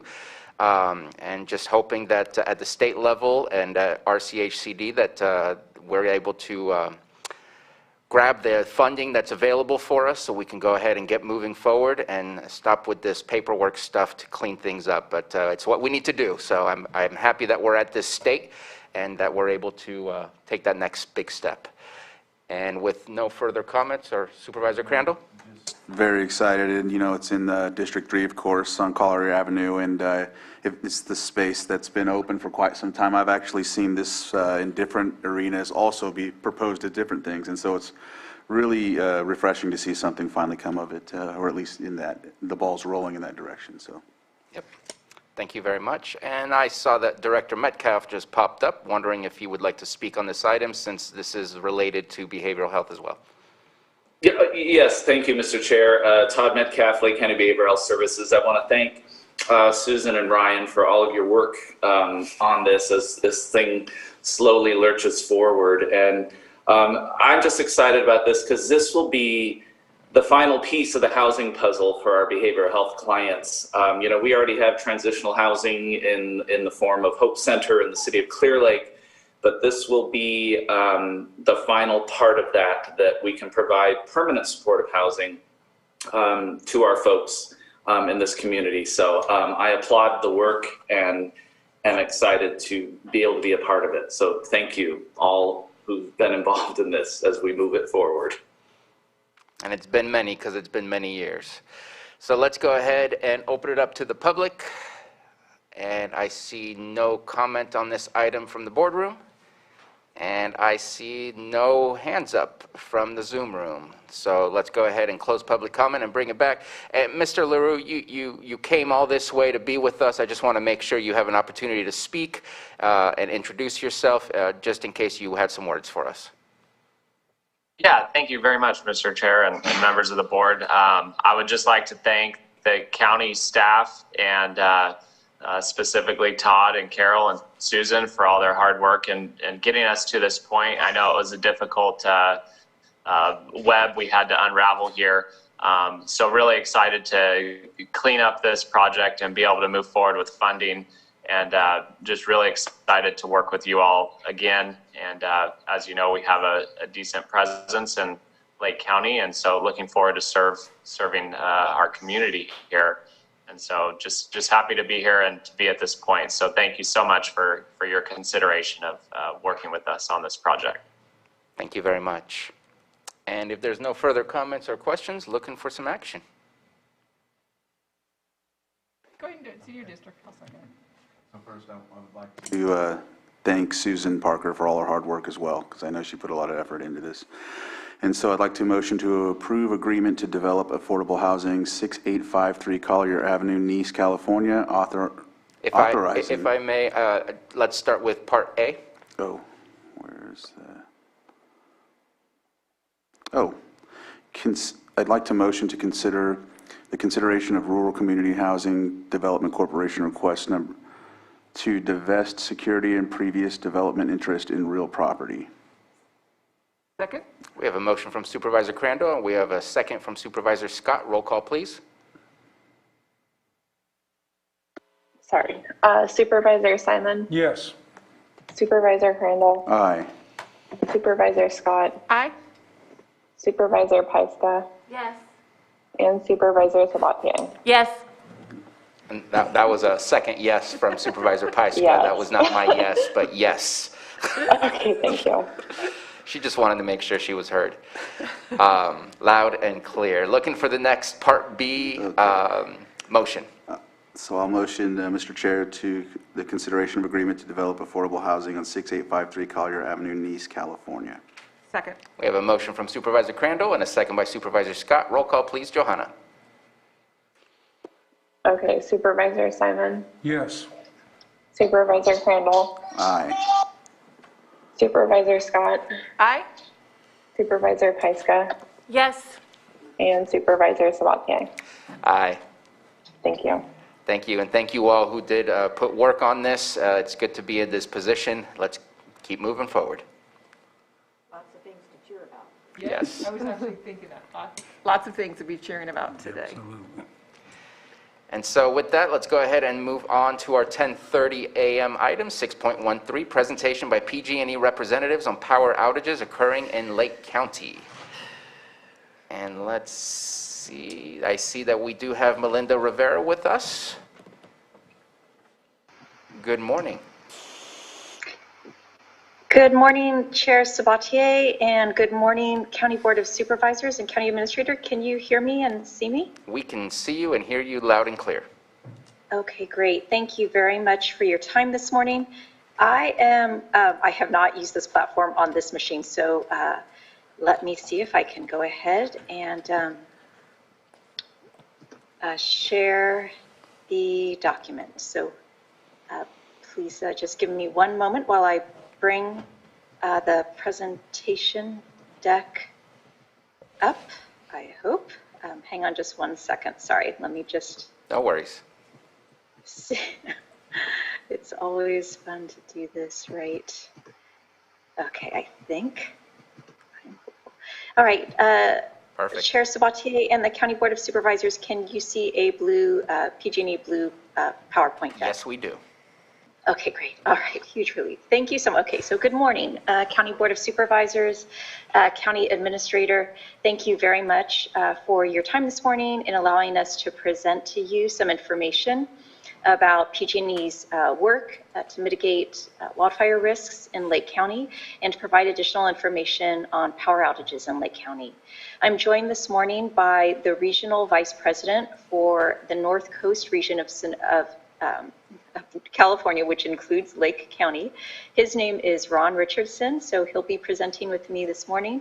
And we're also joined by Carl Schonifer, who is the Senior Division Lead for the North Coast region, which again includes Lake County, Mendocino County, and Humboldt County. So this morning, I'm going to talk with you about our wildfire safety program. California, as you know, continues to experience an increase in wildfire risk and a longer wildfire season. On this slide, we are sharing one of the tools we use when assessing wildfire risk in your community. This is the fire threat map of California. It was developed by the CPUC in coordination with CAL FIRE and the U.S. Forest Service. And it's based on input from electric utilities, infrastructure providers, and other first responders and public safety agencies. This map helps to plan for potential wildfire and focused prevention efforts. You can see Lake County here on this map, and you can find this map and zoom in to particular locations, communities, and addresses by visiting ia.cpuc.ca.gov/fire map.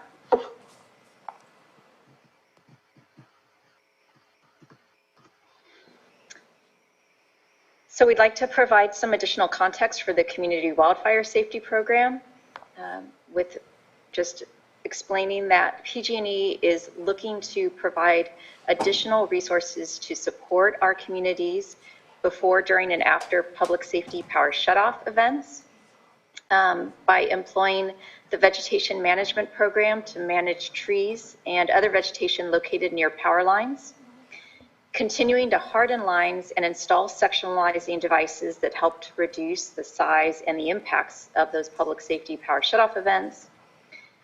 In addition, we're also testing some additional tools and technologies. Ron will talk some more about this in a few minutes, to pinpoint how to best prevent and respond to the risk of wildfires.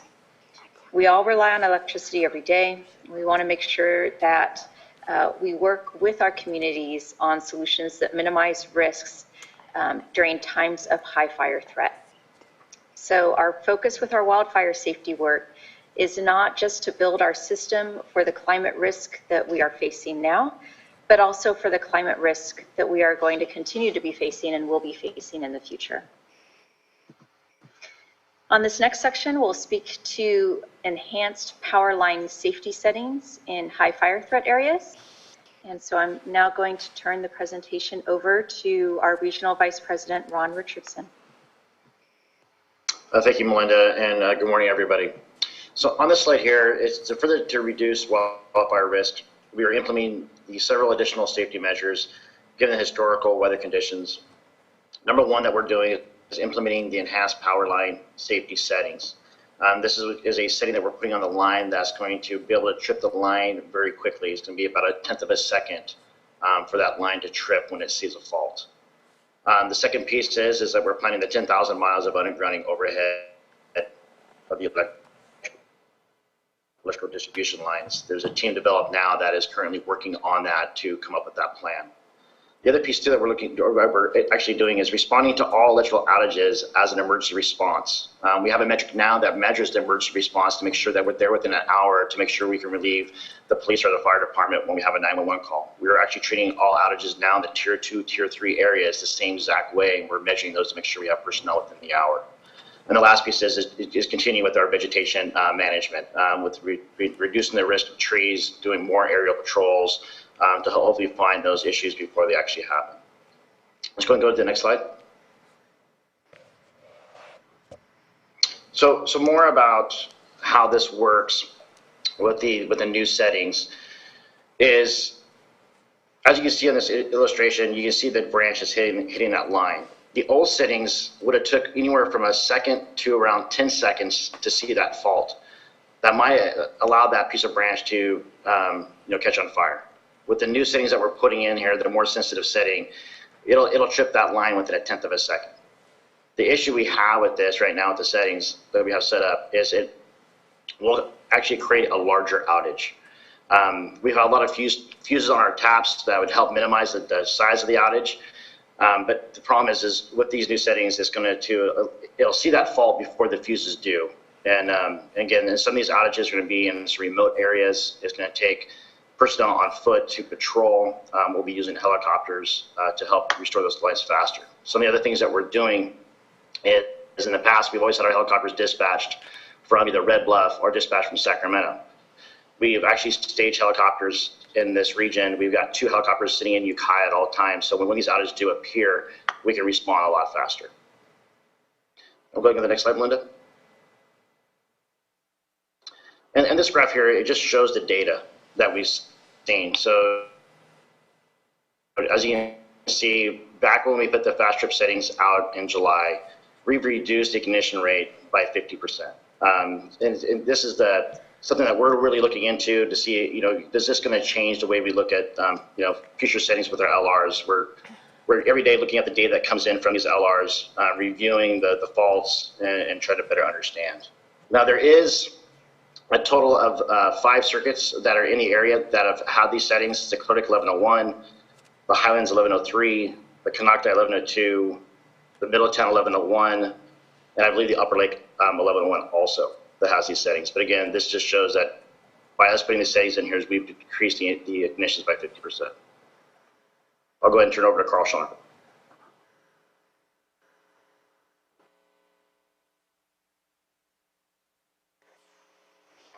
Okay, just getting off mute here. Hopefully everybody can hear me okay. Again, I'm Carl Schoenberg. I'm the Senior Manager for PG&E's Humboldt Division, which includes Humboldt, Lake, Mendocino, and Trinity counties.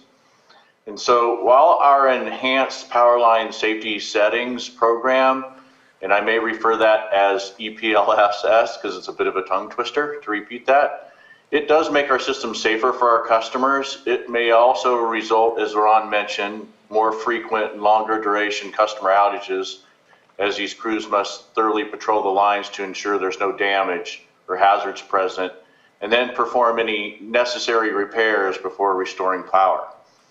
And we certainly apologize to our customers who experience an increased number and or duration of outages as a result of these additional safety measures.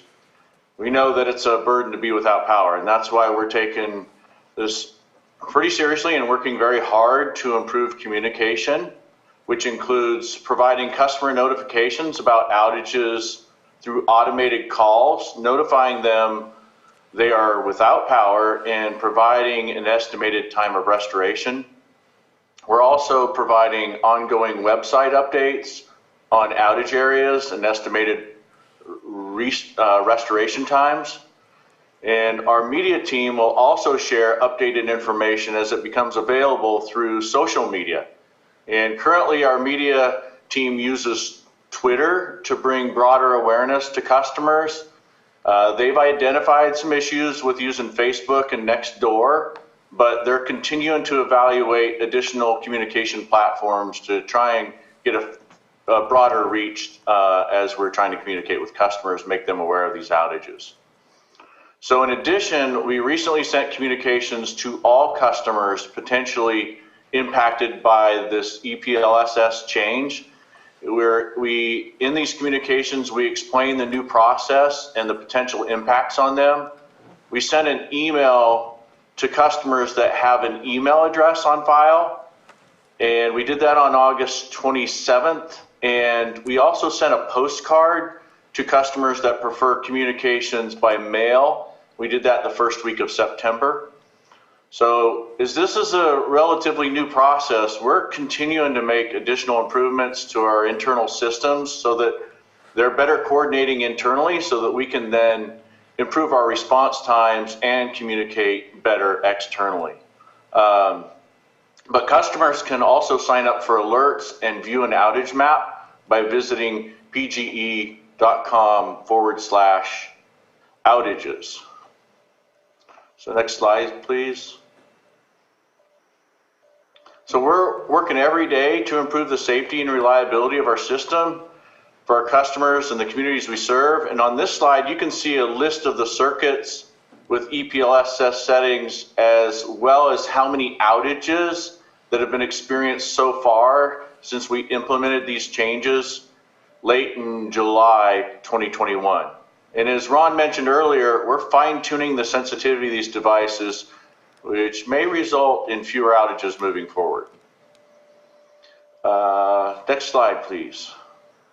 So throughout this year, there have been additional planned and unplanned outages in Lake County. In response to your questions about the number of outages and causes, the next two slides here will show all outages in Lake County that occurred between January 1st and September 13th of this year. And as we discuss on the next slide, there are many reasons why customers may experience an outage. So these outages have had a range of impacts from just one customer to over 2,500 customers. And I'm also aware of a follow-up question from Supervisor Jiska to provide data for outages impacting 100 or more customers, and I believe Melinda is following up on that request. So circuits out of the Highlands substation here had larger than average customer impacts due to the cache fire. And as always, whenever there's an outage on PG&E electric power line, we do our best to restore power as quickly and as safely as possible. So yeah, go ahead and next slide, please, Melinda. So we do have a responsibility to our customers to improve the safety of our system, and more than half the outages that we saw on the previous slide were a result of planned work.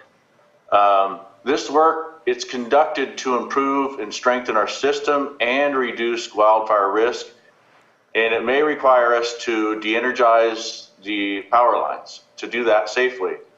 So we do this for the safety of our crews working on the electric lines and the communities in which this is taking place. So I took a closer look at the data this morning, and over 360 of these total outages were for routine maintenance and equipment upgrades. And given that we have 716 distribution miles in Lake County being in high fire threat districts, there have been an additional 293 outages to support the maintenance due to our more robust wildfire safety inspections that we're doing and the system hardening improvements that we're making. So a substantial portion of those outages are really to improve the safety of the system, particularly for wildfires. This can include replacing poles, cross arms, conductor wire, the connectors, all again to make the system safer. So, but we do know losing power, it's disruptive, and we'll restore power as quickly and safely as possible.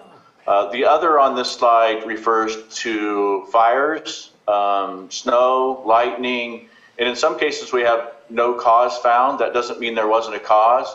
It just may not be evident based on the patrol. In the example Ron provided, if we had a tree branch on a line, it could be that tree branch caused the system to trip. And then when we go out and patrol, that may have bounced off the line, and we wouldn't necessarily know that was, the cause. So, next slide, please.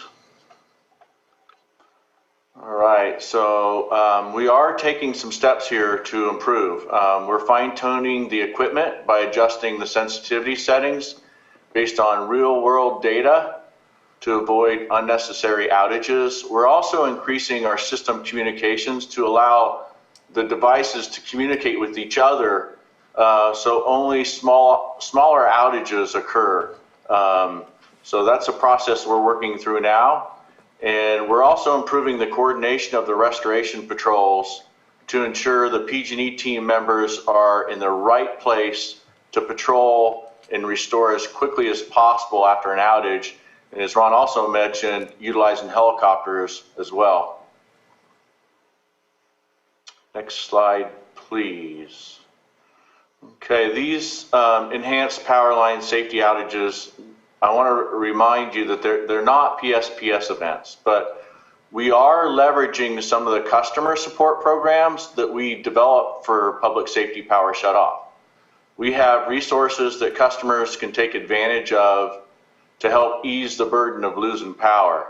For example, we have portable battery program here that provides fully subsidized batteries to low-income medical baseline program customers who live in high fire threat districts like Lake County. We also have a generator rebate program that provides up to $1,000 for eligible customers. And I'll go into more detail on that here on the next slide. We also partner with 211 to provide free confidential support and resources during times of critical need. And also, in light of the outages impacting Cobb Elementary School in particular, and recognizing the importance that ventilation is in the COVID pandemic, environment, we made the decision to install an automatic transfer switch and provide a backup generator to help mitigate outage impacts at the school. And I believe the transfer switch has already been installed, and we will be hooking up a generator soon if we haven't already done so. So we know these programs don't fully make up for losing power, but we're hopeful that they'll help bring the community some additional support. Next slide. So here there's more detail on our more recent generator rebate program. Customers qualify for a rebate if they live in a high fire threat area, tier 2 or tier 3, and either they rely on well water pump for their water needs, or if they are a medical baseline customer who does not qualify for our portable battery program, or something else we're doing that's new is also essential small business customers like small grocery stores, dental offices, urgent care, etc. Through this program, we're offering $300, $500, $1,000 rebates for eligible customers based on the retail product that they purchase for their generator. So also note that eligible customers, it's in small asterisk here, are also, if we have customers that are participants in our CARE or FARA rate programs, they also receive an additional $200 rebate.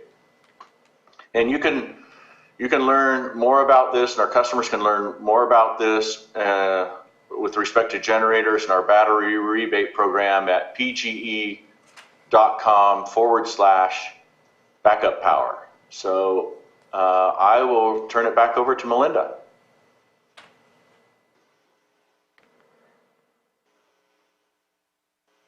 All right, thank you very much, Carl.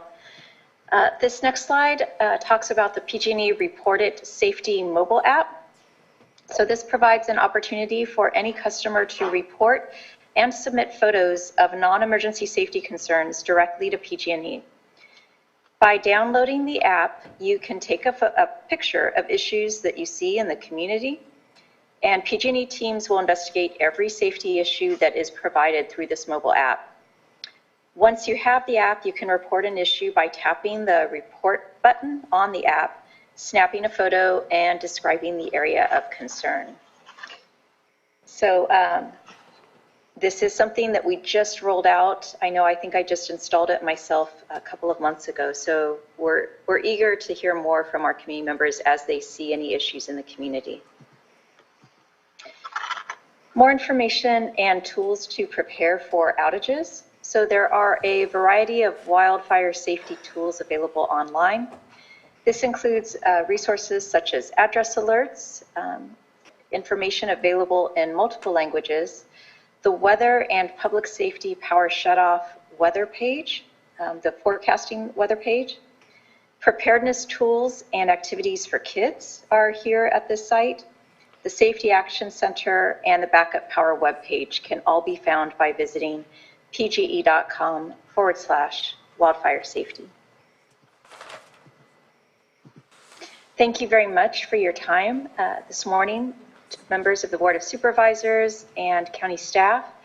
If there are any community members who have questions that they don't have the opportunity to ask us this morning during the question and answer session, or if you think of another question you have after this presentation is over, please feel free to call us at 1-866 743-6589, or you can also email us your questions at wildfiresafety@pge.com.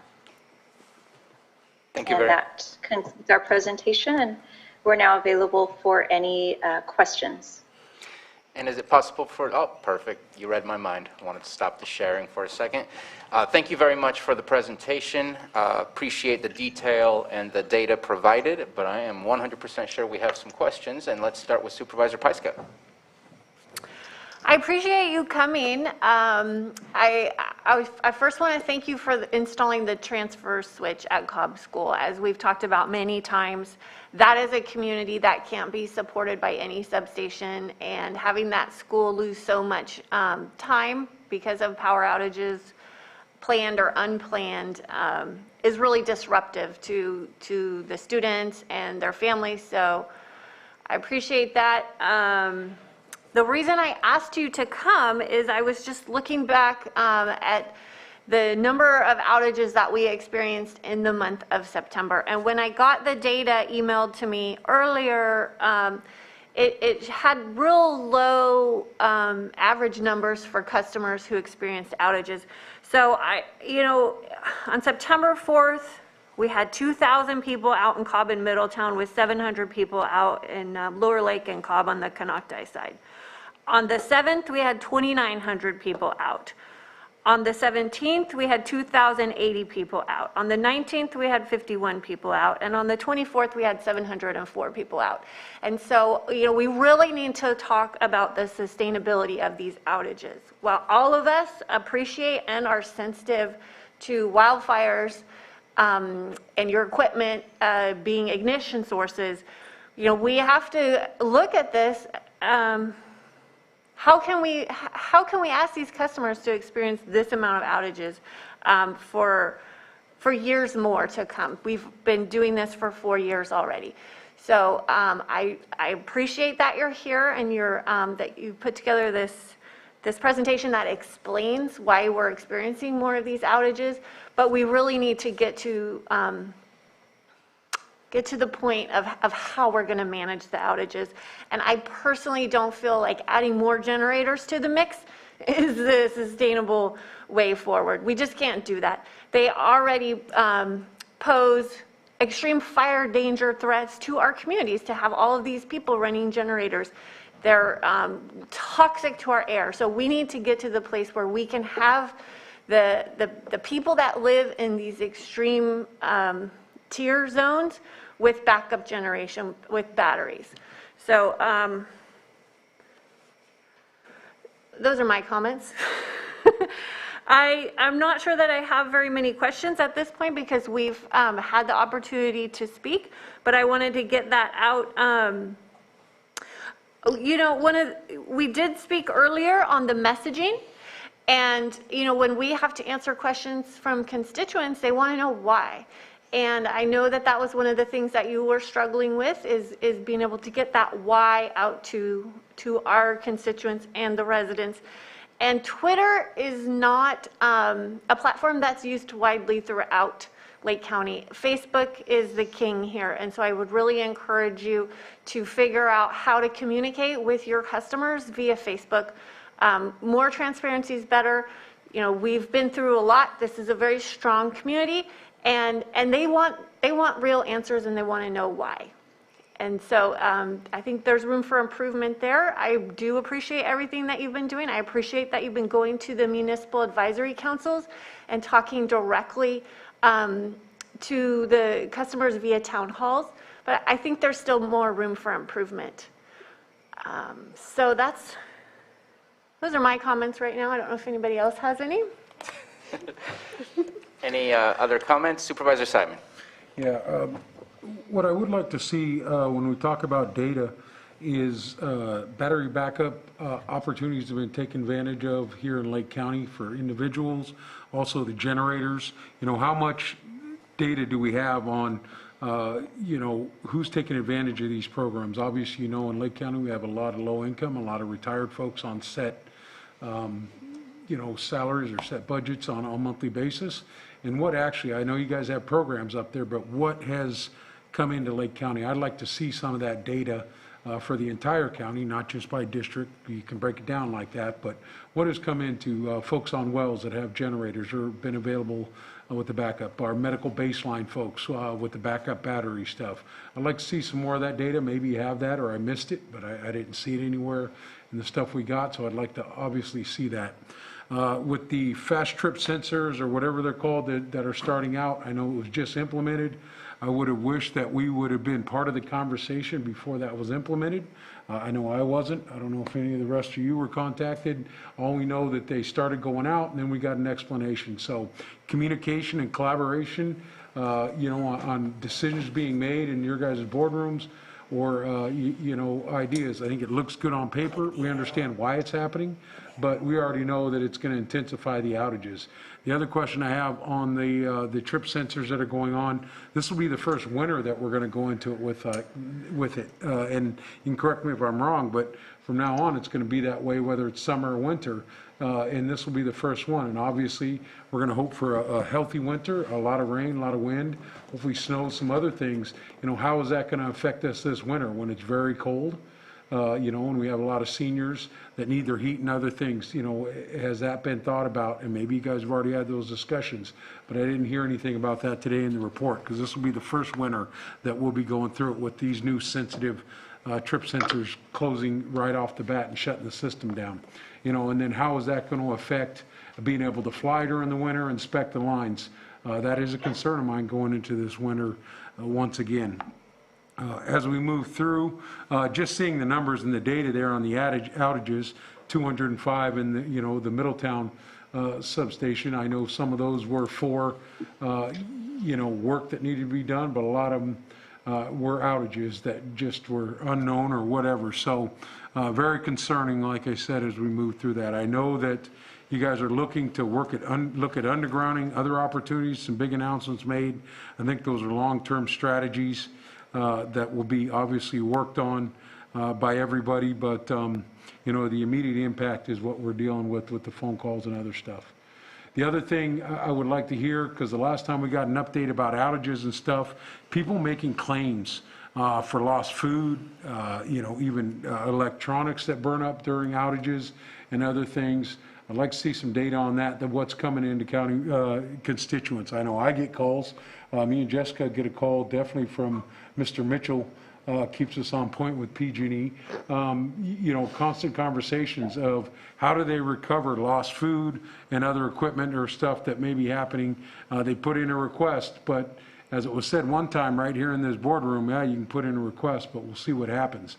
I hope that that's being looked at from a point of reinvesting in the folks that are investing in PG&E and paying a bill every month, that if they lose stuff during these outages, that they're reimbursed for those somehow. I don't know how we track that, but I would like to see an update on that from PG&E. Those are some of the comments, obviously. And then ultimately, myself, and I know this is probably a controversial statement, but on the tree trimming, to me it doesn't make any sense to cut 2 feet off a tree and then have to come back and spend more money 2 years later to do that. If there's opportunities to work with communities, HOAs, the county in some more robust cutting operations instead of just trimming, is just for me long-term thinking. And a better use of those funds, because every time a contractor has to be called out every other year, that costs money, and they got to get the money from somewhere, and most likely it's going to be from the ratepayers. Also, just the cleanup during, the tree trimming of brush, making sure it's taken off in a timely manner. We've had many incidences, I know of myself, and I want to speak for anybody else, but I've gotten calls of, hey, PG&E came out and trimmed this last year or 2 years ago, and it's still laying on the ground here, and we're supposed to be clearing fire hazard. So a more robust chipping program, and then working with landowners to remove the stuff that does need to be removed if they request it. I understand, being a county official, some folks don't want that or anybody on their property, but we need to, PG&E really needs to increase those opportunities to get things chipped, removed, and off properties that want to have them. Like I said, we've all gone into places. I just place out on, a fire hazard area out on Spruce Grove Road. I was out in the Noble Ranch area, and there were trees out there that were cut 2-3 years ago and are still on the ground. Try and work with the firewise communities and stuff to get those things reported. But it just needs to be an improvement there to make sure that we're taking care of all the dead and dying trees that are coming down from the fires, but also the ones being removed for the PG&E vegetation programs that you guys are running. So I know it's a lot, probably got a bunch more, but I do appreciate the engagement, and hopefully you'll be engaging the county with the undergrounding opportunities here in Lake County, and we'll continue to grow on that. That is a long-term project. I think, but there can be some immediate wins because we all know our areas. We have local PG&E folks that will probably help in making those decisions, people that have gone to our schools, lived here all their lives, on what would be the most bang for your buck when you're doing those undergrounding. I think, you know, I'll just put it right out there. I think that Lower Lake transmission line and some other things in the area on our side, we had a couple fires in Hidden Valley, but looking at those things, are opportunities there that I think we could get, like I said, the most bang for our buck to take care of different issues that are happening.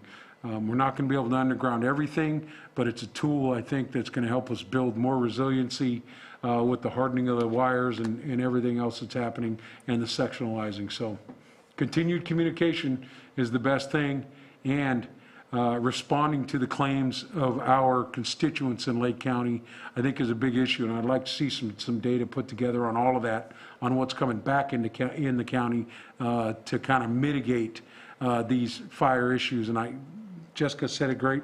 We all understand why it's happening, but we've got to make it more realistic for the folks, each and every one of us that have the outages, because we've all experienced them. Nobody has been spared these outages at this point in Lake County.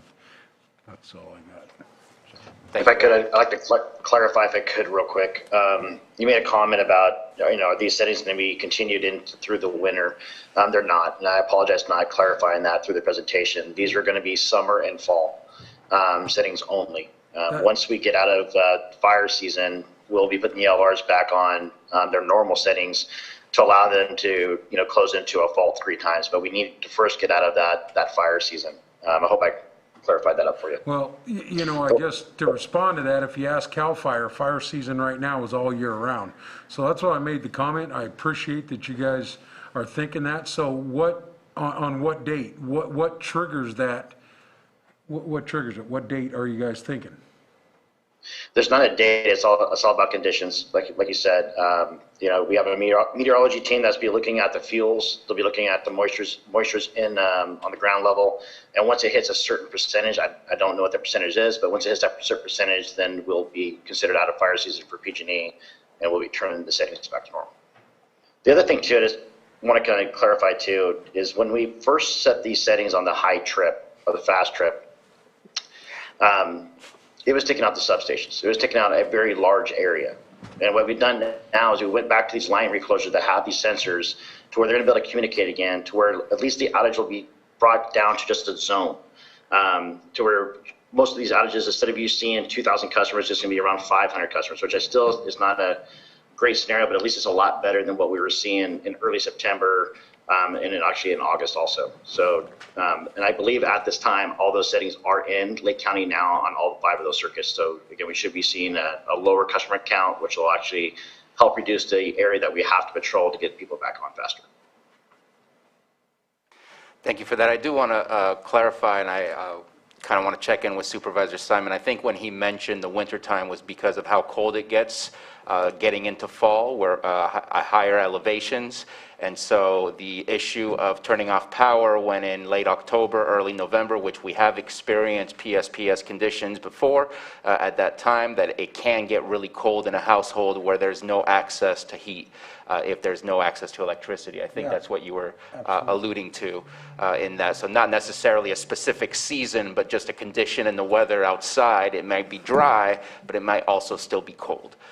And that becomes an issue for your clients to deal with and our constituents to deal with, because those are kind of contradicting situations where you're kind of requested to have energy in order to find the heat. Well, and that goes for the heat waves when we have a PSPS or outage in the middle of summer, and then we have the outages in late fall or the middle of winter, and we have vulnerable residents who can't, there's no way for them to cool down, and there's no way for them to stay warm.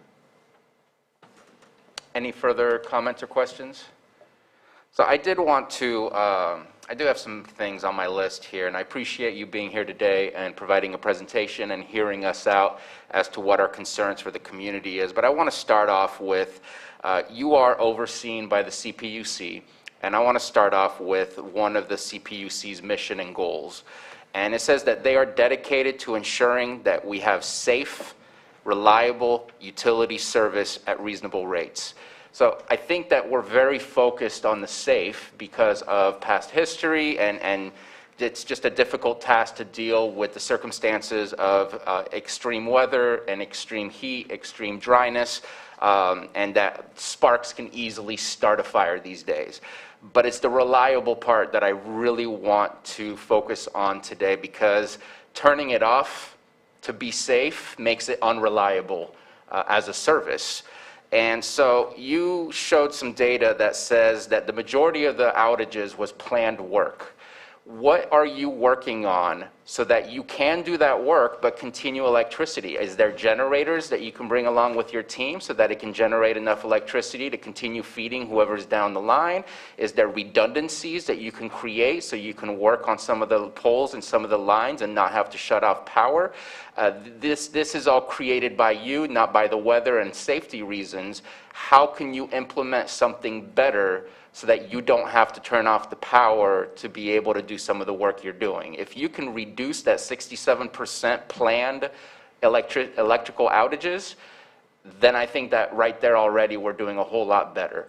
When it comes to weather, I think there's some unpredictable situations to deal with that can be understood as to why it's easier to just, or safer to just turn off the power. But if it's planned, how can we plan better? How can your teams be better equipped so that we don't have to turn off the power? The undergrounding of wires, I think, is probably one of the most important things. We recognize here in the county where the majority of these PSPSs occur. I haven't received any guidelines. I know I've spoke with Melinda before about this, but knowing our history with fires, knowing our history with PSPS, what do we need to do to be best positioned to be on this list? Like, I saw Alameda on the list of potential counties that might receive funding for underground wires. And no offense to Alameda, but they are nowhere close to as rural as we are. And our need to reduce the fire threat so that we don't have to have our electricity turned off, in my opinion, granted it's a biased opinion, is much higher than in some of those places that were listed in the counties that were listed in there. So what can we do to be best positioned so that we don't end up, and this has nothing to do with you, in the state of California there's a rural-urban issue where we end up last as far as getting access to some of the funds that we need to provide the safety and services that our community requires. I want to make sure we don't end up last where counties in the Bay Area get access to these funds and we get whatever crumbs are left over. And so I'm hoping that you can provide those details so that we can be best positioned and ready to jump on these projects. I also would like to see so there's one thing that I know I can't say anything negative at all about PG&E when it comes to fire recovery. For example, the Cache Fire. The fire is almost still going and you're in there rebuilding your infrastructure. You have your little army that you bring in and they do a fabulous job. Those blue trucks are such a positive thing in our community to see. We know what's going on. They're fixing something, they're rebuilding something, and it's appreciated because fires can be absolutely traumatic, and any kind of respite from the trauma is better. But we always rebuild exactly what we had because that's the easy way. At what point can we have plans engineered to do underground wiring so that when we're in a state of emergency, we can make it happen when we do the rebuild? We know that you can bulldoze right through people's yards and right through trees and right through everything Why can't we do the same thing with building underground wiring? If we're going to rebuild an area that just got burnt, how simple would it be to do the same process as bulldozing and everything else to say, okay, instead of putting poles back up where it could be a potential issue in the future, here's a plan that we've already devised. Now go ahead and just start putting in the conduit and put the lines underground rather than rebuilding exactly that. What we know ends up being an issue that we end up turning off because it's liable to get hit by trees. So I think that we're not preparing ourselves for those types of things. We're just doing it because it's what we've done and it's the easy way out. But we have to figure out how to get these plans done and put on the shelf. That way when they need to be pulled, we're ready for it. And then we actually make change in that community rather than recreate the same potential hazard in that community. The generator rebate, I appreciate the effort, but at the same time, you're running against the clock. We have AB 1346 sitting on the governor's desk. I believe it's still sitting there. I don't believe it's been signed, where eventually generators will be banned in the state of California, and let's not go off on that topic. But the fact is, just as Supervisor Pyska said, it's an added potential hazard in the community, and then it's not even going to be something that can happen in the future. We have to really focus on the battery backup process. It's a much easier connection to make. It connects directly to PG&E, so when the power's on, the batteries get recharged. Generators need to be refilled, and if we're talking about elderly, if we're talking about medically fragile, those people don't have the same mobile ability as everyone else who has better capabilities to move around. And so refilling their generators becomes a problem. And my issue that I bring up continuously is living in a rural area, the amount of pumps for water is absolutely crucial. And those people are required pretty much to have some kind of backup energy source. But again, not everybody has access or the capability to get that alternative source. And just, I was listening to Supervisor Simon discussing tree trimming. The previous, and I don't know if it still is, the previous way to trim a tree made our trees look ridiculous. So you'd have like a big U in the middle of a tree because, hey, it's 3 or 4 feet away from the wires. But now, because there's the possibility of a branch falling off and hitting the wires, I think we need to get away from partially trimming and maybe, like Supervisor Simon was saying, think a little bit more long-term. Maybe we need to look at completely getting rid of a tree and replanting other trees in different places where they're not near the lines. Because these trees just keep coming back, and they're obviously a problem because that's part of the reason that you're turning off our electricity. I know you shared some positives of 50% ignition rate decrease, but unfortunately that also meant an increase in potential power outages because that's how you get rid of the ignition rate possibility. We need to work on the reliability of the service, and I've provided some ideas and examples of things we can focus on, and I really hope that you can work with us to make sure that we are going to be at the top of the list to get some of these underground electrical wires. And I'm just going to speak for other people's district. Between Middletown and Cobb, those two areas almost seem always to be in the dark. And so if we can just focus on a small area, it's got to be possible to make those wires underground. We have to make it happen. We can't continue. We're in a world where we're changing to remote work from home, and yet your home may not have power. It's easier for a business to figure out how to do these things and operate and pay for the equipment, but on an individual's home, it makes it that much more difficult.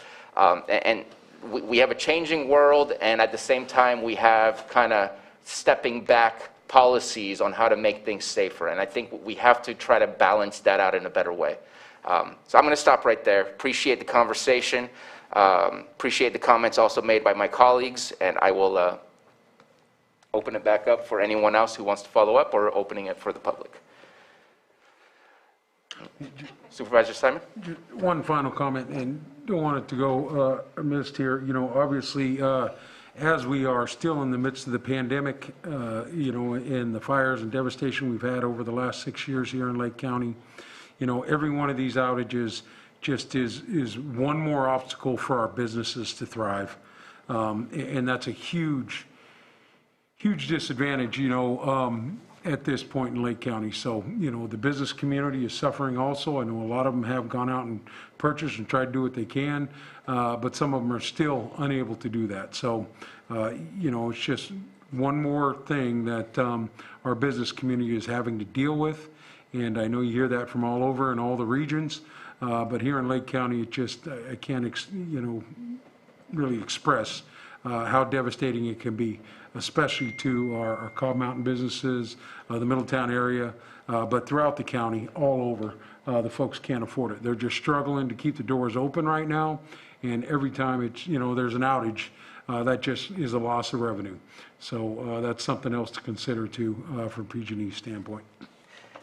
And I do want to add one more thing, because I feel I was very negative. I want to provide something positive. When we first experienced PSPS, it was pretty much countywide.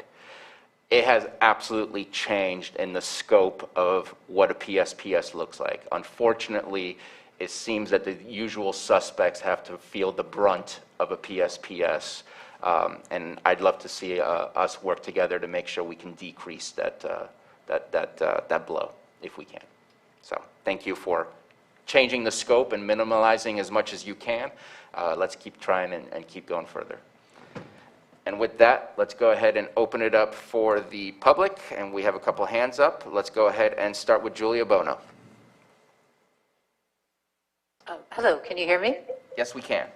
Oh, excellent. As you mentioned, my name is Julia Bono. I've lived in places where all power and utility lines were placed underground before moving to Lake County, where they're not.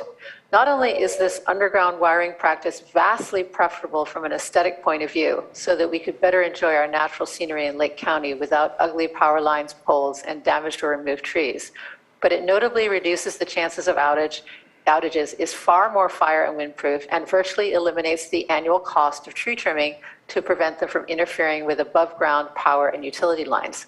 I think the trees are less of an issue than the highly problematic overground wiring practice, and removing trees creates substantial environmental and aesthetic damage. I therefore ask the county and its utility providers to strongly consider making the investment involved to put all utility lines underground in Lake County, especially in places like Middletown that have been impacted by wildfires and PSPS power outages. Thank you. Thank you for your comment. Next is phone 6205.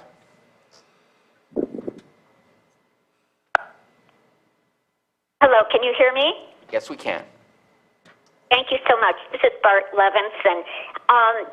First of all, I want to bring everyone's attention to the large amount of generators that have been sitting for months now at this PG&E substation at Kitts Corner.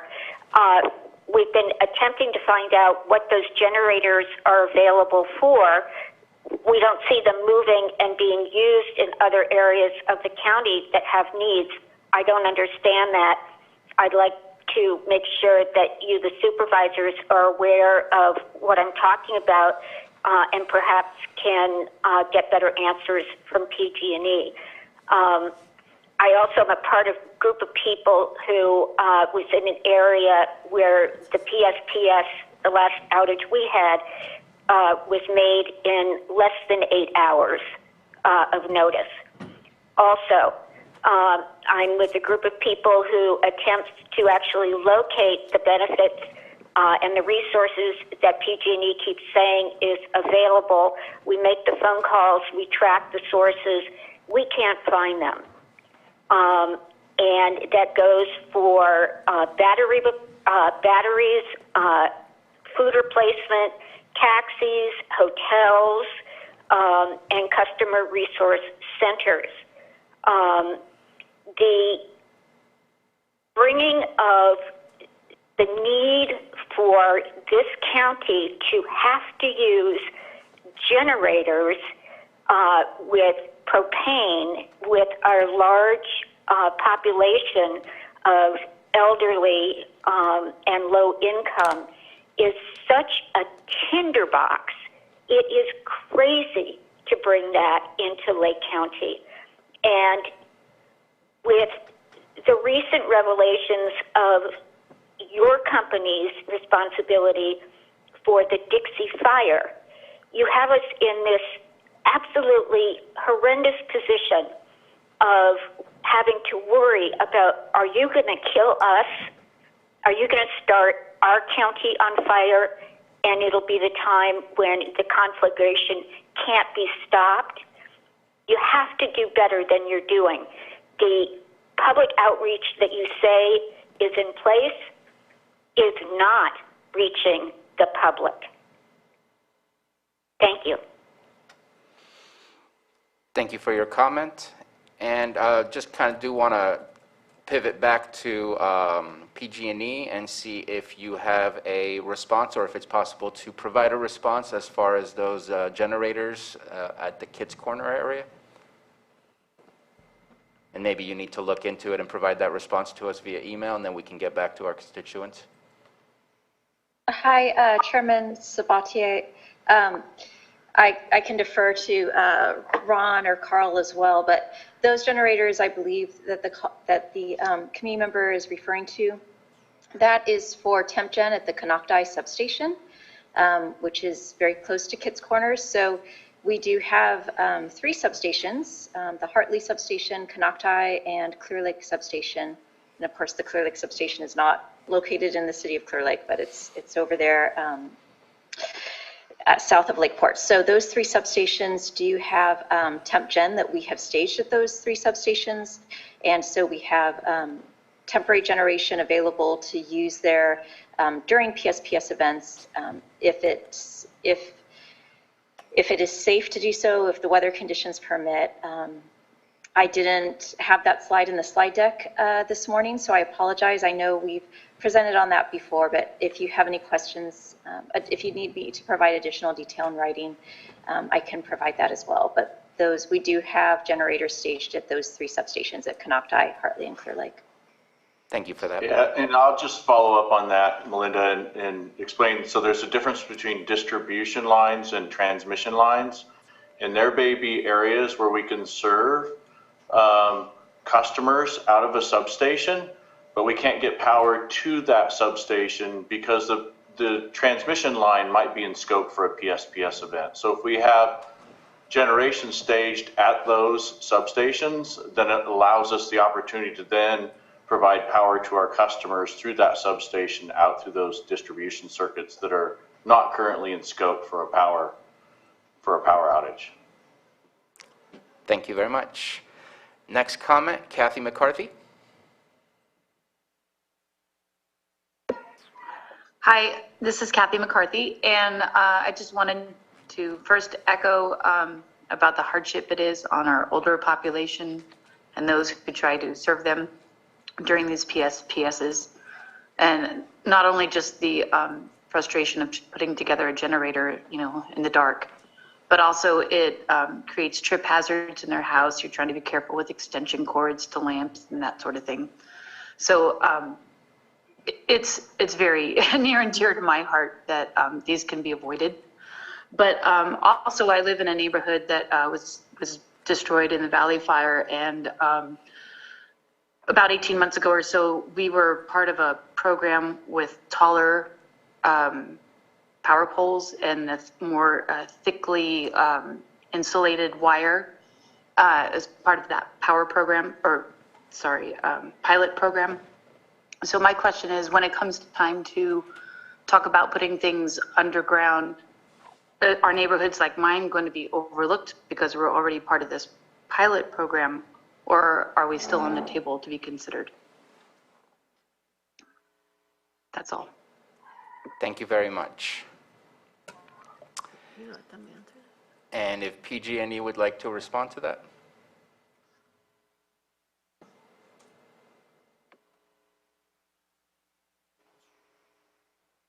I'll go ahead and jump in on that. It's a great question, and we're still going through the process of how we're going to go after the undergrounding and where we're going to start. But that would be one of the considerations too. If a line was already hardened, like the line you're describing, would that still maybe be considered on the top of the list, or would it be maybe moved down? At this time, we do not have the answer to that.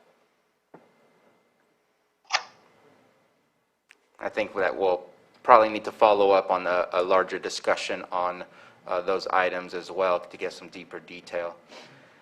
And next question or comment is from phone 6205.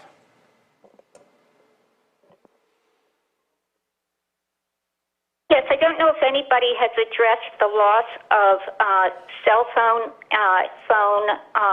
services in PSPS outages and the loss of 911, and that our county is now working with an evacuation system that relies on the internet functioning and being able to be accessed.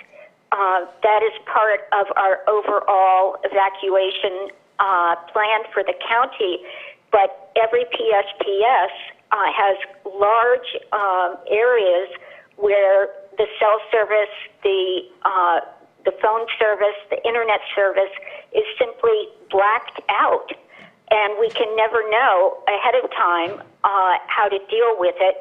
As far as I know of, there is no legislation that's been successfully made that requires that the internet companies and the cell companies have generator backup for their towers. But where is the responsibility of PG&E? Where's the conscience of PG&E to make sure that we, the people, can maintain our emergency notification? It isn't acceptable what has gone on. And thank you very much for your comment. Wondering if PG&E staff have a comment to make on that, or a response as far as what might be happening, what laws are in play, or anything of the kind. Hi, Chairman Swatier, and thank you. And I'm sorry I didn't get the caller's name, but I'm happy to look into that and see what legislation has passed regarding our telecommunications partners and battery backup at the cell phone towers. I'm sorry I don't have that information with me this morning, so I can provide that to county staff after I investigate that. Thank you for the question.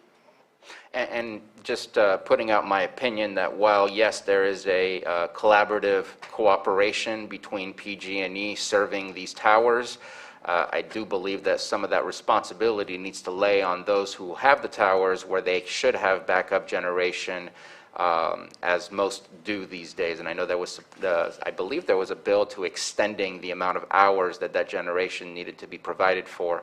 But it's a matter of if the upgrades have been met, and also if it's a new tower that's been installed. But we do have to place some of that responsibility, if not a larger portion of that responsibility, on the people who choose to have towers in places where service unfortunately doesn't always happen. So, but it would be nice if we can do something together.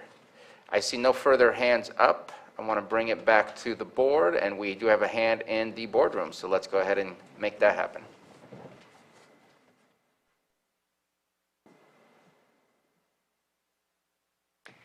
I'm Joan Moss. I want to say a word for an 85-year-old man who is going to grieve when Loggers Unlimited cut down a huge oak.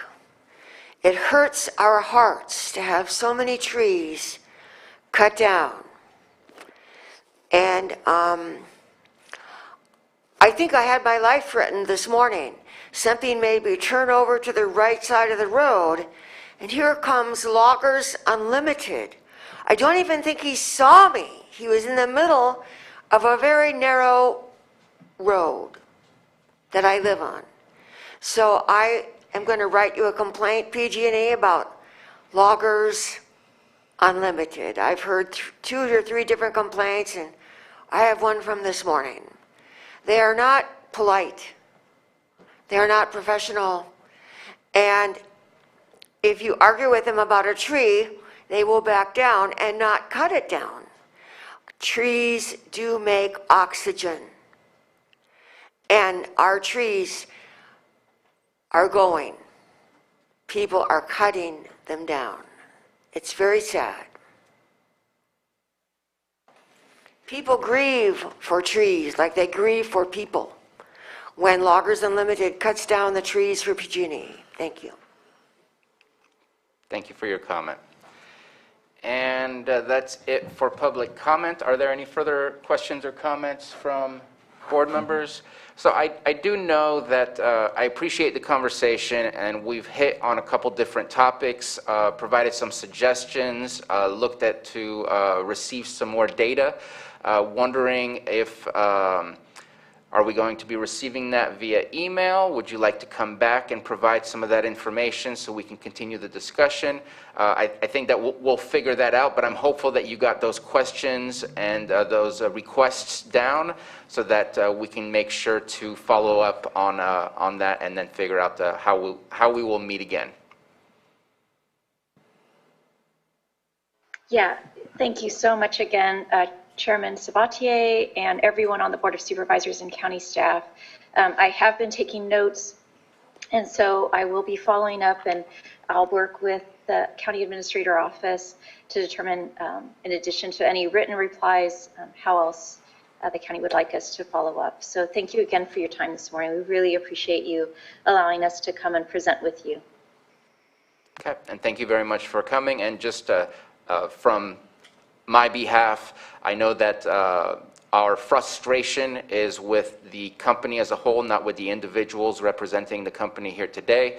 Thank you so much for being here to not only present, but also listen to us and also respond to what you can respond to at this moment in time, and looking forward for the conversation to continue.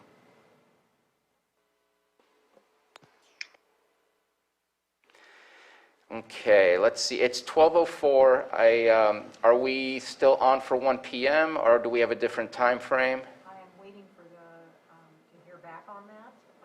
My hope would be that maybe we could push it to 1:30, but I don't have an answer for you yet. Okay. I might suggest you take up 6.15. You could probably do 6.14 later I'm thinking in the we day. can probably do both. In fact, I'd love to do. I think we could do both. The 1.5 is important, but at the same time, I know the gentleman left the room, so I'm not sure if he went somewhere else. But we will go ahead and push forward, and hopefully it won't be a 30-minute lunch. But if it is, I guess that's what we have to do at this moment in time. So let's go ahead and continue on with 6.14, or 11:15 a.m. A, waive formal bidding process pursuant to Section 2-30, 8.2 of the County Purchasing Ordinance due to the unique goods and services, and B, approve a 2-year lease of 19 automated license plate reader cameras from Flock Group Incorporated, 1170 Howell Mill Road, Northwest Suite 210, Atlanta, Georgia, 30318, in an amount not to exceed $52,250 for year 1 and $47,500 for year 2, and authorize the chair to sign. Vice Chair Crandall.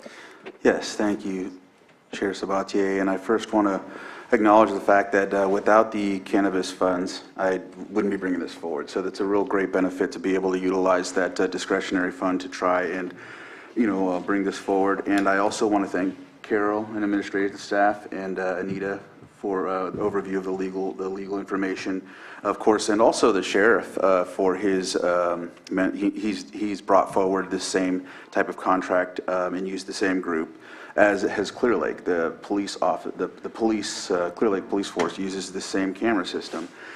This was brought to me because of the Nice Neighborhood Watch Group. They live in a neighborhood where there's a lot of heavy meth activity, and they're struggling with a lot of problems in that area. So we would meet weekly, and after a while, they got me in touch with the Flock representative who was tied in, and I was able to start moving forward and look at these options.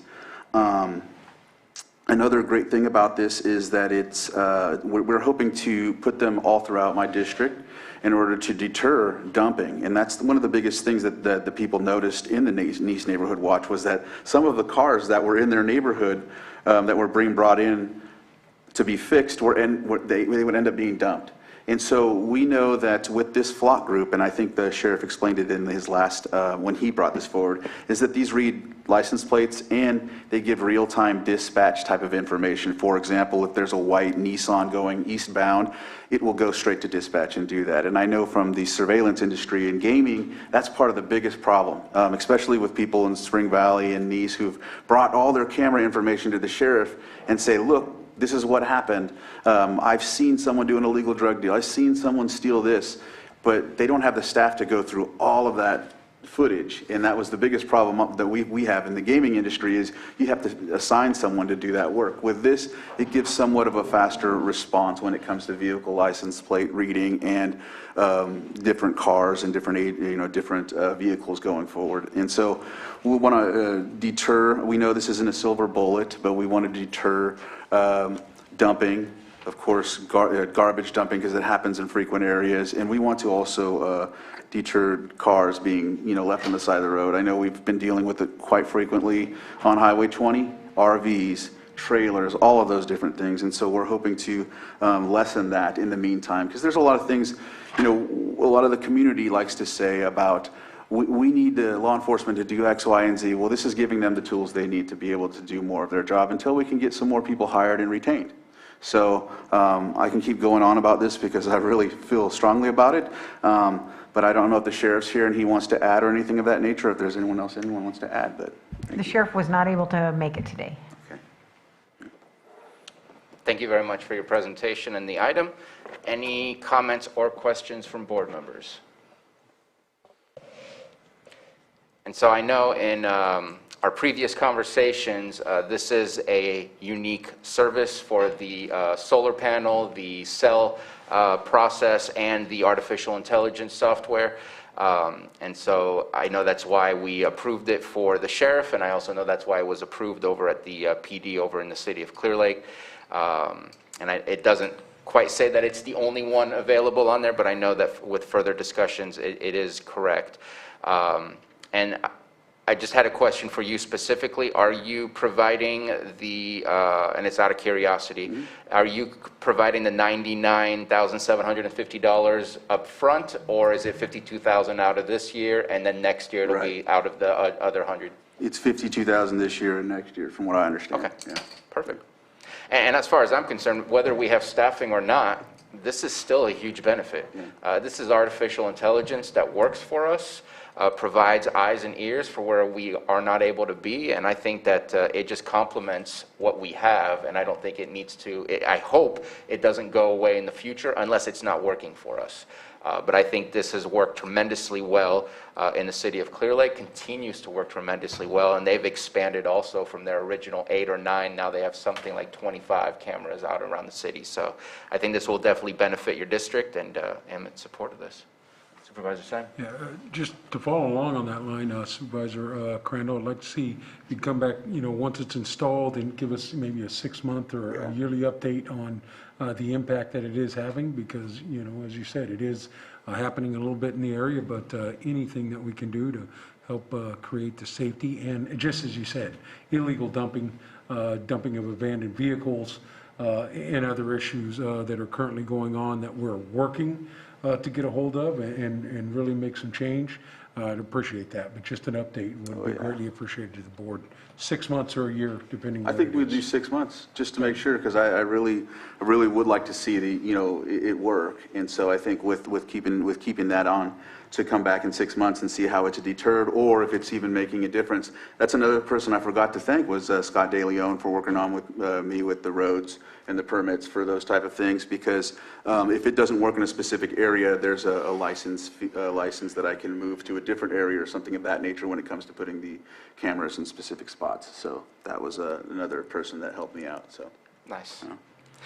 And this came very fast. I mean, I know that the folks in the Nice Neighborhood Watch were upset, like, what's taking so long? But on this other end, waiving it is bringing it even faster. This is a real streamlined process that took place. And so I'm really grateful for that as well. So I just wanted to add that. And another question, oh, I'm sorry, Supervisor Scott. Oh, I just wanted to say, I think this is a great use of these funds. This is what these funds are there for. And I would love an update also, because we might want to use our funds to be able to do the same thing in our districts where we know we have illegal dumping or issues that we can maybe, tag team and get on the system. Right. Absolutely. Just curious, and I know that there's a purpose for why it doesn't show a map for where they are, but my question for you is, do you have a spot for all 19 all ready to go? They're already set. Okay. And the other thing is that the sheriff, he has this information. I also I had to clear it with him. And of course, Lieutenant Pollock was a big part of it because he was the main person in charge of putting theirs together. So they know exactly where, and they ensured that they didn't conflict. The other thing is I also talked with Commander Fansler from CHP to make sure he and the sheriff both have access so that they could see in real time what's going on as well. Because it makes no sense to just, I was also, the last thing I wanted to make sure was, I don't know if there's a legality issue with me giving the access to the other supervisors as well to be able to see, because they give you like a website that you can go on and look. I have no problem giving them access as well, just to be able to have real-time information, but that may be something we have to look at in the future, yeah. But I have a question. Is the surveillance footage, is it considered evidence? I think it is. I think it's worked as evidence in different areas, and that's one of the biggest reasons this group brought it forward is they've seen it happen in different parts of the United States where it's brought down crime so much because of this information. So, yeah. And they hold on to all that in their own storage. It's part of the process of paying for the annual fee, which is great. Yeah. Love it. If there's nothing further, let's open it up for the public. Any comments from the public? And seeing none, let's bring it back. All right, Mr. Chair, I'd like to motion to waive formal bidding process pursuant to Section 2-38.2 of the County Purchasing Ordinance due to the unique goods and services. Second. We have a motion from Vice Chair Crandall, and a second from Supervisor Scott. Johanna, roll call, please. Okay, Supervisor Simon, Yes. Supervisor Crandall, Yes. Supervisor Scott, Aye. Supervisor Pyska, Yes. and Supervisor Sabatier. Aye. Thank you. And Mr. Chair, I'd like to move to approve a 2-year lease for 19 automated license plate reader cameras from Flock Group Incorporated, 1170 Howell Mill Road, Northwest Suite 210, Atlanta, Georgia 30318, in the amount not to exceed $52,250 for year 1 and $47,500 for year 2, and authorize the chair to sign. Also, coming back in 6 months with a report to determine how effective this is. Second. We have a motion from Vice Chair Crandall and a second from Supervisor Scott. Roll call, please. Okay, Supervisor Simon, Yes. Supervisor Crandall, Aye. Supervisor Scott, Aye. Supervisor Pyska, Yes. and Supervisor Sabatier. Aye. Thank you. Thank you very much. All right, thank you, everybody.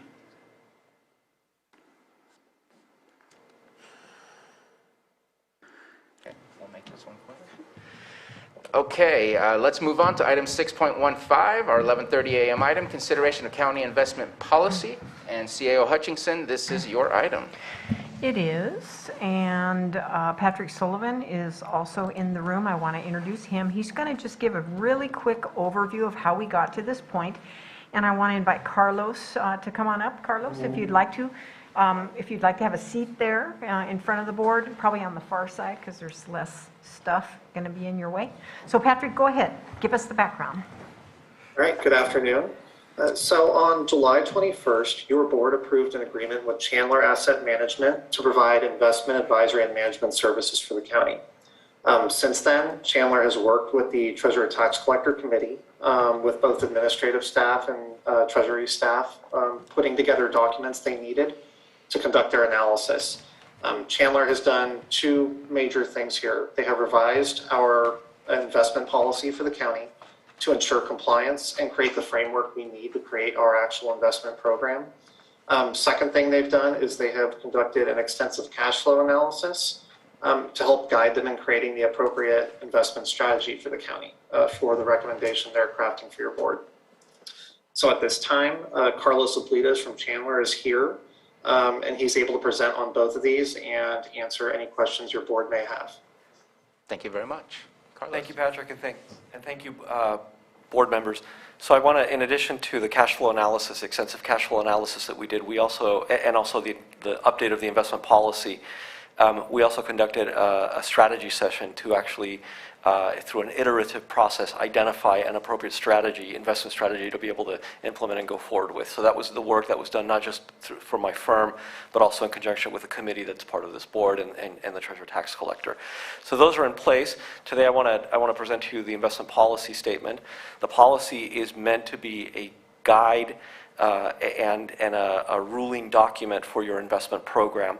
We spent time making sure that the policy was up to date in terms of including the latest changes to California Government Code, those statutes that govern the investment of public funds. We also made sure that we included best practices as defined by the California Municipal Treasurers Association, the Government Finance Officers Association, and the Association of Public Treasurers of the United States and Canada. So it was a large endeavor. I think it went from 5 to like 12 or 15 pages. So all of the precepts that are in there are meant to provide very clear and unambiguous guidance about what can be done and cannot be done in the investment program. We solicited feedback from the committee, and the document before you is the final work of that endeavor. So may I answer any questions on it from anyone? Thank you very much for that, and it was great working with you. I learned that I have no knowledge whatsoever on money and investment, but I learned a lot and did my best to follow up with your requests, and appreciate the work from the committee as well in getting this accomplished and brought to the board for today, and definitely want to thank Patrick Sullivan also for his work on this. Any comments or questions from the board? Supervisor Simon.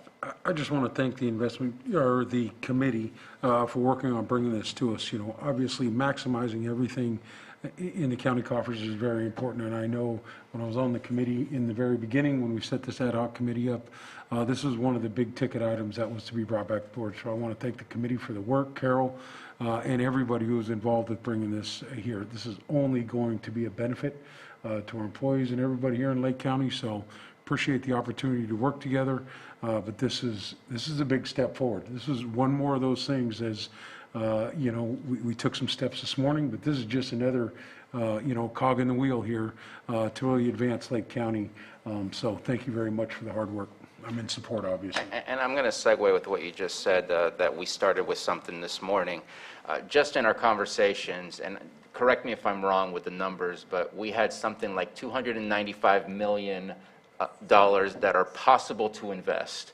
And I believe we were investing approximately at an average of about $50 million for the past few years. Am I correct on those numbers? Supervisor Sabatier, based on the analysis that we conducted, those are approximate numbers. That's correct. Obviously, when we start to develop the investment, we're going to want to do that in steps because the markets are very volatile. In fact, this very morning, interest rates moved around considerably, much more than they have in the past 6 months, and interest rates are expected to rise. And we want to be very careful as we place those investments that we don't tie the money up in longer investments immediately while they end up rising in the next few weeks. So we want to be able to, for lack of a better term, dollar cost average our way into the market. So we're going to be very cognizant in doing that, very deliberate, and it's going to take some time. So it may look like that smaller portfolio for some time based on the numbers that you gave, but eventually it will build up to the larger figure that you stated. Yes. Right. And just imagining if we had been in the last 10 years where we've been seeing some pretty good investing possibilities, if that had been invested in there, what would the outcomes be for us? It could be small, it could be large, but it would be greater than what we were receiving already. And granted, this is for our schools, this is for our fire districts, and this is for us as well. This is a part of, as you just stated from this morning, this is to create better revenue streams to make sure that we are maximizing what we're doing. And I think this is a great step. Couldn't agree more. Mm-hmm. Anything further before we open it up for the public? Let's go ahead and open it up for the public. Looking in the Zoom room because we seem to have lost our public in the boardroom. And bringing it back for action. Mr. Chair, I move that we approve the county investment policy. Second. Motion from Supervisor Pyska, second by Supervisor Simon. Roll call, please. Johanna. Okay, Supervisor Simon, Yes. Supervisor Crandall, Aye. Supervisor Scott, Aye. Supervisor Pyska, Yes. and Supervisor Sabatier. Aye. Thank you. Thank you very much for taking your time to be with us today. And need to we do are, B. There's a B. there's a B. Yes. Oh, goodness gracious, the directive. Yes. Mr. Chair, I move that we approve the management directive and authorize the chair to sign. Second. We have a motion from Supervisor Pyska and a second by Supervisor Simon. I apologize, I was hungry and was thinking about lunch. Johanna, roll call, please. Okay, Supervisor Simon, Yes. Supervisor Crandall, Aye. Supervisor Scott, Aye. Supervisor Pyska, Yes. and Supervisor Sabatier. Aye. Thank you. Thank you very much. Thank you very much, supervisors. And with that, we're going to take a lunch. We are going to take a little less than an hour. We're going to reconvene in closed session at 1:15 p.m. And in closed session, let me just read out what we have. Public employee appointment pursuant to Government Code Section 54957B. A, interviews of public health officer. B, appointment of public health officer. And 8.2, public employee evaluation, title Director, Health Services Director. I believe that I can say that we will be back for public session by 2:45? The Zoom meeting that you'll join at 1:15. Mike, please. Sorry about that. The Zoom meeting that you're returning to for closed session at 1:15 is a separate Zoom. It's not a part of the one we're using right now. And I would estimate that we would return to the board chambers to continue this meeting in person and in Zoom at approximately 2:30 p.m. Okay, let's go ahead and say 2:45 just in case, and there isn't all that much left in the other items, so that we will get that accomplished by a good time. Sounds good? Don't jinx me. Don't jinx me. I was feeling good about that. So we will reconvene at 1:15 and close and come back and open at 2:45.